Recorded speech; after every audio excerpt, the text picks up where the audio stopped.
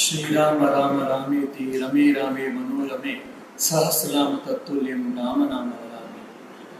ಆತ್ಮೀಯ ಯುವಕ ಸಂಘದ ಸದಸ್ಯರೇ ಹಾಗೂ ಫೇಸ್ಬುಕ್ನಲ್ಲಿ ಲೈವಲ್ಲಿ ಇರುವಂತಹ ಎಲ್ಲ ಈಗಾಗಲೇ ಹಿಂದೆ ತಿಳಿಸುವಂತೆ ರಾಮನ ಸೀತೆಯ ಪರಿತ್ಯಾಗ ಎಷ್ಟು ಸರಿ ಅನ್ನುವಂತಹ ಒಂದು ವಿಶೇಷವಾದಂತಹ ವಿಷಯದ ಕುರಿತು ಚಿಂತನ ಮಂಥನವನ್ನು ಮಾಡಬೇಕು ಅಂತ ಇವತ್ತು ಸೇರಿದ್ದೀವಿ.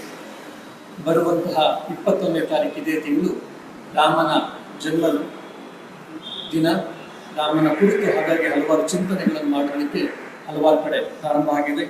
ಇನ್ನು 2-3 ದಿವಸದಲ್ಲಿ ಚೈತ್ರ ಮಾಸ ಪ್ರಾರಂಭ ಆಗುತ್ತೆ.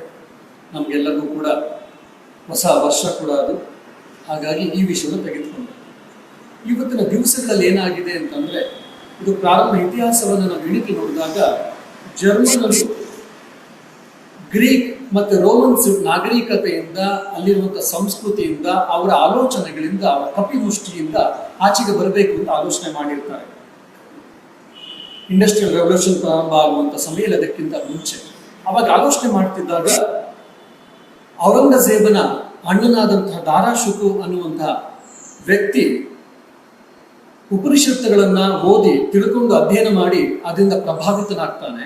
ಪರ್ಷಿಯನ್ ಭಾಷೆಯಲ್ಲಿ ಸುಮಾರು 50 ಉಪನಿಷತ್ತುಗಳನ್ನ ಪರ್ಷಿಯನ್ ಭಾಷೆಯಲ್ಲಿ ಕೆಲವು ಶ್ಲೋಕಗಳನ್ನ ತರ್ಜಮೆ ಮಾಡ್ತಾನೆ. ಅದನ್ನ ಇನ್ನೊಬ್ಬ ಇತಿಹಾಸಜ್ಞ ಫ್ರೆಂಚ್ಗೆ ಅದನ್ನು ತರ್ಜಮೆ ಮಾಡ್ತಾನೆ. ಆಮೇಲೆ ಮುಂದೆ ಅದು ಜರ್ಮನ್ಗೆ ತರ್ಜಮೆ ಆಗುತ್ತೆ. ಜರ್ಮನಿನ ಸ್ಕೋಫನ್ಹಾರ್ ಅನ್ನುವಂತಹ ಪ್ರಸಿದ್ಧ ವ್ಯಕ್ತಿ ಇದನ್ನು ಓದಿ ಅರ್ಥ ಮಾಡ್ಕೊಂಡು ಉಪನಿಷತ್ತನ್ನು ತುಂಬಾ ಪ್ರಭಾವಿತನಾಗ್ತಾನೆ. ಅವನೊಂದೆರಡು ಲೇಖನಗಳನ್ನು ಕೂಡ ಬರೀತಾನೆ. ಅಷ್ಟೇ ಅಲ್ಲದೆ ನನಗೆ ಸಾಯೋದಕ್ಕಿಂತ ಮುಂಚೆವರೆಗೂ ಕೂಡ ನಾನು ಉಪನಿಷತ್ತುಗಳನ್ನ ಓದ್ತೀನಿ, because it gives solace to my life ಅನ್ನುವಂಥದ್ದನ್ನ ಜರ್ಮನ್ ತತ್ವಜ್ಞಾನಿ ಸ್ಕೋಫನ್ ಅವರು ಹೇಳುವಂಥದ್ದನ್ನ ಕೇಳ್ತೀವಿ ನಾವು. ಇದು ನೋಡಿದಾಗ ಜರ್ಮನ್ರಿಗೆ ಆಶ್ಚರ್ಯ ಆಗುತ್ತೆ, ಆಲೋಚನೆಯೂ ಕೂಡ ಬರುತ್ತೆ. ನಾವು ಈ ರೋಮನ್ ಮತ್ತೆ ಗ್ರೀಕ್ ನಾಗರಿಕತೆಯಿಂದ ಆಚೆ ಬರಬೇಕು ಅಂತಿದ್ದೇವೆ, ಹಾಗಾಗಿ ಆರ್ಯ ನಾಗರಿಕತೆಯನ್ನ, ಸಂಸ್ಕೃತಿಯನ್ನ ನಾವು ಪಡ್ಕೊಳ್ಳೋಣ ಅಂತ ಹೇಳಿ ಆಲೋಚನೆಯನ್ನು ಮಾಡ್ತಾರೆ. ಆವಾಗ ಸಂಸ್ಕೃತ ನಮ್ದಾಗಬೇಕು, ಆರ್ಯ ಸಂಸ್ಕೃತಿ ನಮ್ದಾಗಬೇಕು ಅಂತ ಹೇಳಿ ಒಂದು ಕಥೆಯನ್ನ ಕಟ್ತಾರೆ. ಏನಪ್ಪಾ ಅಂದ್ರೆ, ಈ ಆರ್ಯರು ಭಾರತೀಯರು, ಮೂಲ ಆರ್ಯರು ಭಾರತೀಯರಲ್ಲ, ಅವರು ಯುರೋಪಿನಿಂದ ಬೇರೆ ಬೇರೆ ಕಡೆಯಿಂದ ಭಾರತಕ್ಕೆ ಹೋದವರು. ಹಾಗಾಗಿ ಈ ಸಂಸ್ಕೃತ ನಮ್ಮದು, ನಮ್ಮಿಂದ ಅವರು ಎರವಲು ಪಡ್ಕೊಂಡಿದ್ದಾರೆ ಅನ್ನುವಂತ ಒಂದು ವಿಚಿತ್ರವಾದಂತಹ ಒಂದು ಆಲೋಚನೆಯನ್ನ, ಒಂದು ಸಿದ್ಧಾಂತವನ್ನ ಹುಟ್ಟು ಹಾಕ್ತಾರೆ. ಅದನ್ನ ಮುಂದೆ ಬ್ರಿಟಿಷರು ನಮ್ಮ ಭಾರತವನ್ನು ಆಳ್ಲಿಕ್ಕೆ ಪ್ರಾರಂಭ ಮಾಡಿದಾಗ ಅವ್ರಿಗೆ ಸ್ಪಷ್ಟವಾಗಿ ಅರ್ಥ ಆಗುತ್ತೆ, ನಾವು ರಾಜಕೀಯ ವ್ಯವಸ್ಥೆಯಲ್ಲಾಗಿರಬಹುದು, ಇಲ್ಲಾಂದ್ರೆ ಮಿಲಿಟರಿ ಸ್ಪಿರಿಟ್ ಇಂದ ಮಾತ್ರ, ಮಿಲಿಟರಿ ಎನರ್ಜಿಯಿಂದ ನಾವು ಈ ಭಾರತೀಯರನ್ನು ಹೆಚ್ಚು ಆಳ್ಲಿಕ್ಕೆ ಸಾಧ್ಯ ಇಲ್ಲ ಅಂತ ಅವ್ರಿಗೆ ಅರ್ಥ ಆಗುತ್ತೆ. ಭಾರತದ ಕೇಂದ್ರ ಬಿಂದು ಧರ್ಮ ಮತ್ತೆ ಸಂಸ್ಕೃತಿ, ಇವೆರಡನ್ನೂ ನಾವು ನಾಶ ಮಾಡುವವರೆಗೂ ನಾವು ಭಾರತೀಯರನ್ನು ಆಳ್ಲಿಕ್ಕೆ ಸಾಧ್ಯ ಇಲ್ಲ ಅಂತ. ಹಾಗಾಗಿ ಏನ್ ಮಾಡ್ತಾರೆ, ವೇದ, ಉಪನಿಷತ್ತು, ಪುರಾಣಗಳು ಇವೆಲ್ಲವೂ ಕೂಡ ಬರೆಯ ಕವಿಯ ಕಲ್ಪನೆ, ಋಷಿಗಳ ಕಲ್ಪನೆ, ಇದೆಲ್ಲವೂ ಕೂಡ ಮೈಥಾಲಜಿ ಅಂತ ಹೇಳ್ಬಿಟ್ಟು ಅದ್ರ ಬಗ್ಗೆ ನಮ್ಗೆ ತಪ್ಪು ಭಾವನೆಗಳು ಬರುವಂತೆ, ಅದು ವಿಜ್ಞಾನಕ್ಕೆ ವಿರುದ್ಧ ಅನ್ನುವಂತೆ ಮಾಡಿಬಿಡ್ತಾರೆ. ಅದು ಸಾಲದು ಅಂತ ಹೇಳಿ ಇಡೀ ಭಾರತದ ಆಮೂಲಾಗ್ರವಾಗಿ ಭಾರತವನ್ನು ನೋಡ್ತಾ ಇದ್ದಾಗ ಅವ್ರಿಗೆ ಸ್ಪಷ್ಟವಾಗಿ ಅರ್ಥ ಆಗುತ್ತೆ, ಭಾರತದ ಸಂಸ್ಕೃತಿಯ ಸ್ಥಾಯಿ ಆಧಾರ ಏನಪ್ಪಾ ಅಂದ್ರೆ ರಾಮಾಯಣ ಮತ್ತೆ ಮಹಾಭಾರತ. ನಮ್ಗೆಲ್ಲ ಹೇಗೆ 2 ಕಣ್ಣುಗಳಿದೆಯೋ ಆ ರೀತಿ ಭಾರತದ ಸಂಸ್ಕೃತಿಗೆ 2 ಕಣ್ಣುಗಳು ಯಾವ್ದಪ್ಪ ಅಂದ್ರೆ ರಾಮಾಯಣ ಮತ್ತೆ ಮಹಾಭಾರತ ಅಂತ ಅವ್ರಿಗೆ ಅರ್ಥ ಆಗುತ್ತೆ. ಹಾಗಾಗಿ ರಾಮಾಯಣ ಮತ್ತೆ ಮಹಾಭಾರತದ ಮೇಲೆ ಭಾರತ ಸಂಸ್ಕೃತಿ ಇರೋದ್ರಿಂದ ಅದ್ರ ಬಗ್ಗೆ ನಾವು ತಪ್ಪು ಕಲ್ಪನೆಗಳು ತರಿಸ್ಬಿಟ್ವಿ ಅಂತಂದ್ರೆ ಅವರ ಸಂಸ್ಕೃತಿಯಿಂದ ಅವ್ರು ವಿಮುಖರಾಗ್ತಾರೆ. ಅವಾಗ ಗೊತ್ತಿಲ್ಲದೇನೋ ಪಾಶ್ಚಾತ್ಯ ಸಂಸ್ಕೃತಿಯನ್ನ ಅವರು ಪ್ರಾರಂಭ ಮಾಡ್ಕೊಳ್ತಾರೆ, ಅಂದ್ರೆ ಅದನ್ನ ಫಾಲೋ ಮಾಡ್ಲಿಕ್ಕೆ ಪ್ರಾರಂಭ ಮಾಡ್ತಾರೆ. ಅವಾಗ ಸ್ವಾಭಾವಿಕವಾಗಿ ಅವರು ನಮ್ಮ ಸಂಸ್ಕೃತಿಯನ್ನ, ನಮ್ಮ ಧರ್ಮವನ್ನ ಫಾಲೋ ಮಾಡ್ತಾರೆ ಅಂತ ಹೇಳಿ ಈ ರೀತಿಯಾದಂಥ ಕಲ್ಪನೆಯಿಂದ ಅವರು ರಾಮಾಯಣ ಮತ್ತೆ ಮಹಾಭಾರತದ ಬಗ್ಗೆ ಇಲ್ಲ ಸಲ್ಲದ ತಪ್ಪು ಕಲ್ಪನೆಗಳನ್ನು ಹರಡುಬಿಟ್ರು. ಆದ್ರೆ ದುರದೃಷ್ಟ ಏನಪ್ಪಾ ಅಂದ್ರೆ, ಆಗಿನ ಕಾಲದಂತಹ ಬುದ್ಧಿಜೀವಿಗಳು ಹೆಸರಿಗೋಸ್ಕರನೋ, ಅಧಿಕಾರಕ್ಕೋಸ್ಕರನೋ, ಇಲ್ಲ ಸಂಪತ್ತಿಗೋಸ್ಕರನೋ ಯಾವುದೋ ಕಾರಣಕ್ಕೆ ಅದನ್ನ ಹೌದು ಅಂತಂದ್ರು. ನಮ್ಮಲ್ಲೂ ಕೂಡ ಹಲವಾರು ಭಾರತೀಯರು, ವಿಶೇಷವಾಗಿ ಹಿಂದೂ ಧರ್ಮಿಗಳು ಏನು ವೇದವ್ಯಾಸರು ಬರೆದಿರುವಂತಹ 18 ಪುರಾಣಗಳಲ್ಲಿ ಇದು ಲಿಸ್ಟ್ ಅಲ್ಲಿ ಇಲ್ಲ ಅಂತ ನಾವು ಯಾರು ಆಲೋಚನೆ ಮಾಡಲಿಲ್ಲ. ಅವ್ರು ಹೇಳೋದನ್ನ ನಾವು ಸ್ವೀಕಾರ ಮಾಡಿಬಿಟ್ವಿ. ಅಷ್ಟೇ ಅಲ್ಲದೆ ನಮ್ಗೆ ಸ್ವಾತಂತ್ರ್ಯ ಬಂದ ಮೇಲೂ ಕೂಡ ಅದೇನು ಬ್ರಿಟಿಷರು ಹಾಕಿಕೊಟ್ಟಂತ ಪರಿಸ್ಥಿತಿ ಏನಿತ್ತು, ಬ್ರಿಟಿಷ್ ಹಾಕಿಕೊಟ್ಟಂತ ಮಾತುಗಳೇನಿತ್ತು, ಅದನ್ನ ಹಾಗೇ ನಾವು ಪರಿಪಾಲಿಸ್ಕೊಂಡು ಬಂದ್ಬಿಟ್ವಿ. ಹಾಗಾಗಿ ಅದ್ರ ಬಗ್ಗೆ ಸಾಕಷ್ಟು ಪುಸ್ತಕಗಳು ಬಂತು, ಸಾಕಷ್ಟು ವಿದ್ವಾಂಸರು ರಾಮಾಯಣ ಮಹಾಭಾರತದ ಬಗ್ಗೆ ತಪ್ಪು ಕಲ್ಪನೆಗಳನ್ನ ಬರುವಂತ ಪುಸ್ತಕಗಳನ್ನು ಬರೆದ್ರು. ಅದರಿಂದ ಅವ್ರಿಗೆ ಹಣ ಸಿಕ್ತು ಅಂತ ಕಾಣುತ್ತೆ, ಅಧಿಕಾರ ಸಿಕ್ತು ಅಂತ ಆಗುತ್ತೆ, ಇಲ್ಲ ಪ್ರಸಿದ್ಧ ವ್ಯಕ್ತಿಗಳಾಯ್ತು ಆದ್ರು ಅಂತ ಕಾಣುತ್ತೆ. ಈಗ ಹಲವಾರು ದೃಷ್ಟಿಕೋನ. ಹಾಗಾಗಿ ಎಲ್ಲೋ ನಮ್ಮ ಭಾರತೀಯ ಸಂಸ್ಕೃತಿಗೆ ಕೊಡಲಿ ಪೆಟ್ಟು ಬಿದ್ದುಬಿಡ್ತು. 8ನೇ ಶತಮಾನದಿಂದ 18-19ನೇ ಶತಮಾನದವರೆಗೂ ಬೇರೆ ಬೇರೆ ನಮ್ಮ ದೇಶವನ್ನು ಆಳಲು ನಮ್ಮ ದೇಶದ ಸಂಪತ್ತನ್ನ ಲೂಟಿ ಮಾಡ್ತಾರೆ. ಅದಲ್ಲದಂತ ನಮ್ಮ ನೂರಾರು ಜನ ಸಾವಿರಾರು ಜನ ಹೆಣ್ಮಕ್ಳ ಮಾನಭಂಗವನ್ನು ಮಾಡಿದ್ರು. ಸಾವಿರಾರು ಜನ ನಮ್ಮ ಭಾರತ ರಕ್ಷಿಸಬೇಕು ಅಂತ ಹೇಳಿ ಪ್ರಾಣವನ್ನ ಅರ್ಪಣೆ ಮಾಡಿದ್ರು. ಇದೆಲ್ಲವೂ ಕೂಡ ಭೌತಿಕ ಮಟ್ಟದಲ್ಲಿ ಈ ಸಮಸ್ಯೆ ಇದ್ರೆ ಅದರ ಜೊತೆಗೆ 14-15ನೇ ಶತಮಾನ ಆದ್ಮೇಲೆ, ವಿಶೇಷವಾಗಿ 16ನೇ ಶತಮಾನದಿಂದ ನಮ್ಮ ಸಂಸ್ಕೃತಿಯ ಮೇಲೂ ಕೂಡ ತುಂಬಾ ಆಘಾತಕಾರಿಯಾದಂತಹ ಕೊಡಲಿ ಪೆಟ್ಟು ಬೀಳಲಿಕ್ಕೆ ಪ್ರಾರಂಭ ಆಯಿತು. ನಮ್ಮ ಪೂರ್ವಜರು ಸಾಕಷ್ಟು ಇದಕ್ಕೆ ಹೋರಾಟವನ್ನು ಮಾಡ್ತಾರೆ. ನಮ್ಮ ಋಷಿ ಪರಂಪರೆ, ನಮ್ಮ ಸಂತರ ಪರಂಪರೆ, ಮತ್ತೆ ಸಾಧು ಸಂತರು, ಹಲವಾರು ಅವತಾರ ಪುರುಷರು, ಶ್ರೀರಾಮಕೃಷ್ಣರು, ಸ್ವಾಮಿ ವಿವೇಕಾನಂದರು ಇರ್ಬೋದು, ಆ ರೀತಿ ಹಲವಾರು ಜನ ಇದಕ್ಕೋಸ್ಕರ ಪರಿಶ್ರಮಿಸಿದ ಇವತ್ತು ಕೂಡ ನಮ್ಮ ಭಾರತ ಇದೆ, ನಮ್ಮ ಆರ್ಯ ಸಂಸ್ಕೃತಿ ಇದೆ, ನಮ್ಮ ಸನಾತನ ಧರ್ಮ ಇದೆ ಅಂತಂದ್ರೆ ಅತಿಶಯೋಕ್ತಿ ಆಗಲಾರದು. ಹಾಗಾಗಿ ಯುವ ಮಿತ್ರರೇ, ನಮ್ಮ ಧರ್ಮದ ಶಾಸ್ತ್ರ ಗ್ರಂಥಗಳನ್ನ ಎಲ್ಲಿವರೆಗೂ ನಾವು ಸ್ಪಷ್ಟವಾಗಿ ಓದ್ತೀವೋ, ಅಧ್ಯಯನ ಮಾಡ್ತೀವೋ, ತಿಳ್ಕೊಳ್ತೀವೋ ಅಲ್ಲಿವರೆಗೂ ನಮ್ಮ ಧರ್ಮದ ಬಗ್ಗೆ ನಮಗೆ ಸ್ಪಷ್ಟವಾದ ಕಲ್ಪನೆಯೂ ಇರಲ್ಲ. ನಿಜವಾಗ್ಲೂ ನಮ್ಮ ಧರ್ಮವನ್ನು ನಾವು ಪ್ರೀತಿಸ್ಲಿಕ್ಕೂ ಆಗೋದಿಲ್ಲ. ತಮಿಳಲ್ಲಿ ಒಂದು ಮಾತಿದೆ, ರಂಗಮೇ ದೈವಂ ಪಂಗಲೆ ಪ್ರಸಾದಂ ಕಂಬಮೇ ತಣ್ಣಿ ಅಂತ. ನಾವು ದೇವಸ್ಥಾನಕ್ಕೆಲ್ಲ ಹೋಗ್ತಾ ಇರ್ತೀವಿ, ತುಂಬಾ ಭಕ್ತರ್ತಾರೆ. ಅಲ್ಲಿ ಹೋಗಿ ದೇವ್ರ ಹತ್ರ ನಮಸ್ಕಾರವನ್ನು ಮಾಡ್ತೀವಿ. ನಮ್ದೆಲ್ಲರದ್ದು ಒಂದು ದೊಡ್ಡ ಲಿಸ್ಟ್ ಇರುತ್ತೆ. ಅದನ್ನ ಮಾಡಪ್ಪ, ಇದನ್ನ ಮಾಡಪ್ಪ, ಒಳ್ಳೆ ಗಂಡನ್ ಕೊಡು, ಒಳ್ಳೆ ಹೆಂಡತಿನ ಕೊಡು, ನಾನು ಐಎಸ್ ಪಾಸ್ ಮಾಡುತ್ತಾಗು, ಇಲ್ಲ ಇನ್ನೇನೋ ನಮ್ಮದೇ ಆದಂತ ಲಿಸ್ಟ್ಗಳಿರುತ್ತೆ. ಆ ಲಿಸ್ಟ್ಗಳನ್ನೆಲ್ಲ ಕೊಟ್ಟು ಇದನ್ನ ದಯವಿಟ್ಟು ಫುಲ್ಫಿಲ್ ಮಾಡು ಅಂತ ಹೇಳಿ ಅಲ್ಲಿ ತೀರ್ಥ ಪ್ರಸಾದ ಕೊಟ್ಟರೆ ಅದನ್ನ ತೆಗೆದುಕೊಂಡು ತಿಂದುಬಿಟ್ಟು ಅಲ್ಲೇ ನೀರಿದ್ದ ನೀರು ತೊಳಿತೀವಿ ಕೈಯಲ್ಲಿ ಟ್ಯಾಪ್ ಅಲ್ಲಿ, ಇಲ್ಲಾಂದ್ರೆ ಅಲ್ಲೇ ಕಂಬಕ್ಕೋ ಗೋಡೆಗೋ ಅದನ್ನೇ ಮೆತ್ಬಿಟ್ಟು ಒರೆಸ್ಬಿಟ್ಟು ಬಂದ್ಬಿಟ್ಟು ನಮ್ಗೆ ದೇವ್ರ ದರ್ಶನ ಆಯ್ತು, ನಾವು ತುಂಬಾ ಭಕ್ತರು, ನಾವು ಹಿಂದೂಗಳು ಅಂತ ಅನ್ಕೊಳ್ತೀವಿ. ಇವತ್ತಿನ ಬಹುತೇಕ ಹಿಂದೂಗಳು ನಾವು ಈ ಮಟ್ಟಕ್ಕೆ ಬಂದ್ಬಿಟ್ಟಿದ್ದೀವಿ. ಯಾಕಪ್ಪ ಅಂದ್ರೆ ವೇದಗಳನ್ನಾಗ್ಲಿ, ಪುರಾಣಗಳನ್ನಾಗ್ಲಿ, ಉಪನಿಷತ್ತನ್ನಾಗ್ಲಿ, ಧರ್ಮಶಾಸ್ತ್ರ ಗ್ರಂಥಗಳನ್ನಾಗ್ಲಿ ಯಾವುದೊಂದೂ ಓದಿಲ್ಲ. ಅದೇ ನಾವು ಮುಸಲ್ಮಾನರಲ್ಲಿ ನೋಡಿದ್ರೆ ಅವ್ರು ಕುರಾನ್ ಬಗ್ಗೆ ಸಾಕಷ್ಟು ಓದಿರ್ತಾರೆ, ಸ್ವಲ್ಪವಾದ ತಿಳ್ಕೊಂಡಿರ್ತಾರೆ. ಅದೇ ಕ್ರೈಸ್ತರು ನೋಡಿದ್ರೆ ಅವ್ರು ಬೈಬಲ್ ಬಗ್ಗೆ ಅದು ಓದಿರ್ತಾರೆ, ಸ್ವಲ್ಪವಾದ ತಿಳ್ಕೊಂಡಿರ್ತಾರೆ. ಅದೇ ಸಿಖ್ಖರು ನೋಡಿದ್ರೆ ಅವರ ಗುರುಗ್ರಂಥ ಸಾಹಿಬ್ ಬಗ್ಗೆ ಸ್ವಲ್ಪವಾದ್ರೂ ಓದಿರ್ತಾರೆ, ಸ್ವಲ್ಪವಾದ್ರೂ ತಿಳ್ಕೊಂಡಿರ್ತಾರೆ. ಅದೇ ಜೈನರನ್ನು ನೋಡಿದ್ರೆ ಅವರ ಪೂರ್ವಜರ ಅಲ್ಲ ಅವ್ರ ತೀರ್ಥಂಕರ ಉಪದೇಶಗಳು ಸ್ವಲ್ಪ ಮಟ್ಟಿಗೆ ಅದು ತಿಳ್ಕೊಂಡಿದ್ದಾರೆ. ನಾನು ಎಲ್ಲ ಹಿಂದೂಗಳು ತಿಳ್ಕೊಂಡಿಲ್ಲ ಅಂತ ಹೇಳ್ತಿಲ್ಲ, ಆದ್ರೆ ಬಹುತೇಕರು ತಿಳ್ಕೊಳ್ತಿಲ್ಲ. ನಮ್ಗೊಂದು ಪ್ರಶ್ನೆ ಬರ್ಬೋದು, ಸ್ವಾಮೀಜಿ ಅವ್ರಿಗೆಲ್ಲ ಒಂದೊಂದೇ ಗ್ರಂಥ ಇದೆ, ನಮ್ಮಲ್ಲಿ ನೂರಾರು ಶಾಸ್ತ್ರ ಗ್ರಂಥಗಳಿದೆ, ನಾವು ಯಾವ್ದನ್ನು ತಿಳ್ಕೊಳ್ಬೇಕು ಅಂತ ಕನ್ಫ್ಯೂಷನ್ ಆಗಿದೆ ಅಂತ.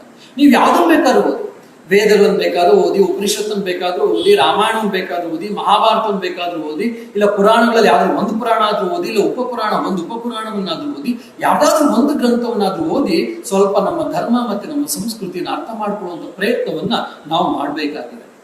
ಇದು ಎಲ್ಲ ಯುವ ಭಾರತೀಯರು, ವಿಶೇಷವಾಗಿ ನಾವು ಭಾರತೀಯರು ಮತ್ತೆ ಆರ್ಯ ಸನಾತನ ಸಂಸ್ಕೃತಿಗೆ ಸೇರಿಯವರು ನಾವೆಲ್ಲರೂ ಕೂಡ ಆಲೋಚನೆ ಮಾಡಬೇಕು. ಇದೆಲ್ಲ ತಿಳ್ಕೊಂಡಾಗ ಮಾತ್ರ ಯಾರ್ಯಾರು ನಮ್ಮ ಧರ್ಮದ ಮೇಲೆ ನಮ್ಮ ಪೂರ್ವಜರ ಬಗ್ಗೆ ತಪ್ಪು ಭಾವನೆಗಳನ್ನ ತಂದಾಗ ಅದಕ್ಕೆ ನಾವು ಸರಿಯಾದ ಉತ್ತರವನ್ನು ಕೊಡೋಕ್ಕಾಗುತ್ತೆ. ಅದೇ ರೀತಿ ನಾನು ಆಗ್ಲೇ ಹೇಳಿದೆ, ಬ್ರಿಟಿಷ್ ಪ್ರಾರಂಭ ಮಾಡಿದ್ರು, ಅನೇಕ ಬುದ್ಧಿಜೀವಿಗಳು ಅಂತ ಅನಿಸ್ಕೊಂಡವರು ಕೂಡ ಅದನ್ನ ಮುಂದುವರಿಸ್ಕೊಂಡು ಹೋದ್ರು. ಅದೇ ಮರ್ಯಾದ ಪುರುಷೋತ್ತಮ ಮರೀಚ ತಾಟಕಿಯನ್ನ ರಾಮ ಸಂಹಾರ ಮಾಡ್ತಾ ನಮ್ಗೆಲ್ಲ ಗೊತ್ತು. ಅಂತ ತಾಟಕಿಯ ಮಗನಾದ ಮರೀಚ ಅವನು ರಾಕ್ಷಸ. ಅವನು ರಾಮನ ಬಗ್ಗೆ ರಾವಣ ಹತ್ರ ಏನ್ ಹೇಳ್ತಾನೆ ಗೊತ್ತೇನು? ರಾಮ ಯಾರು ಅಂದ್ರೆ ರಾಮೋ ವಿಗ್ರಹವಾನ್ ಧರ್ಮ. ರಾಮ ಯಾರಪ್ಪ ಅಂದ್ರೆ ಒಂದೇ ಒಂದು ಸೆಂಟೆನ್ಸ್ ಅಲ್ಲಿ, ಒಂದೇ ಒಂದು ವಾಕ್ಯದಲ್ಲಿ ಹೇಳ್ಬಿಡ್ತೇನೆ, ರಾಮ ಧರ್ಮದ ಪ್ರತಿರೂಪ ಅಂತ ಹೇಳಿ. ಯಾರು ಹೇಳಿದ್ದದು? ಅವರ ತಾಯಿಯಾದ ತಾಟಕಿಯನ್ನ ರಾಮ ಸಂಹಾರ ಮಾಡಿರ್ತಾನೆ, ಮತ್ತೆ ಇವನೊಬ್ಬ ರಾಕ್ಷಸನಾಗಿರ್ತಾನೆ ಮರೀಚ. ಅಂತ ಮರೀಚ ರಾವಣನ ಹತ್ರ ರಾಮನ ಬಗ್ಗೆ ಹೇಳ್ತಾನೆ, ರಾಮೋ ವಿಗ್ರಹವಾನ್ ಧರ್ಮ ಅಂತ ಹೇಳಿ.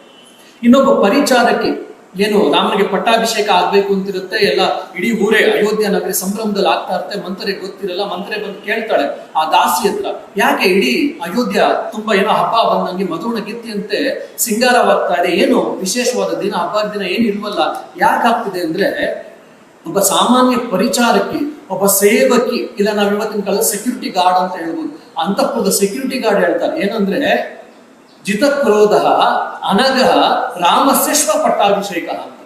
ಜಿತಕ್ರೋಧನಾದ ಅತ್ಯಂತ ಪರಿಶುದ್ಧನಾದ ರಾಮಚಂದ್ರನ ಪಟ್ಟಾಭಿಷೇಕ ನಾಳೆ ಇದೆ.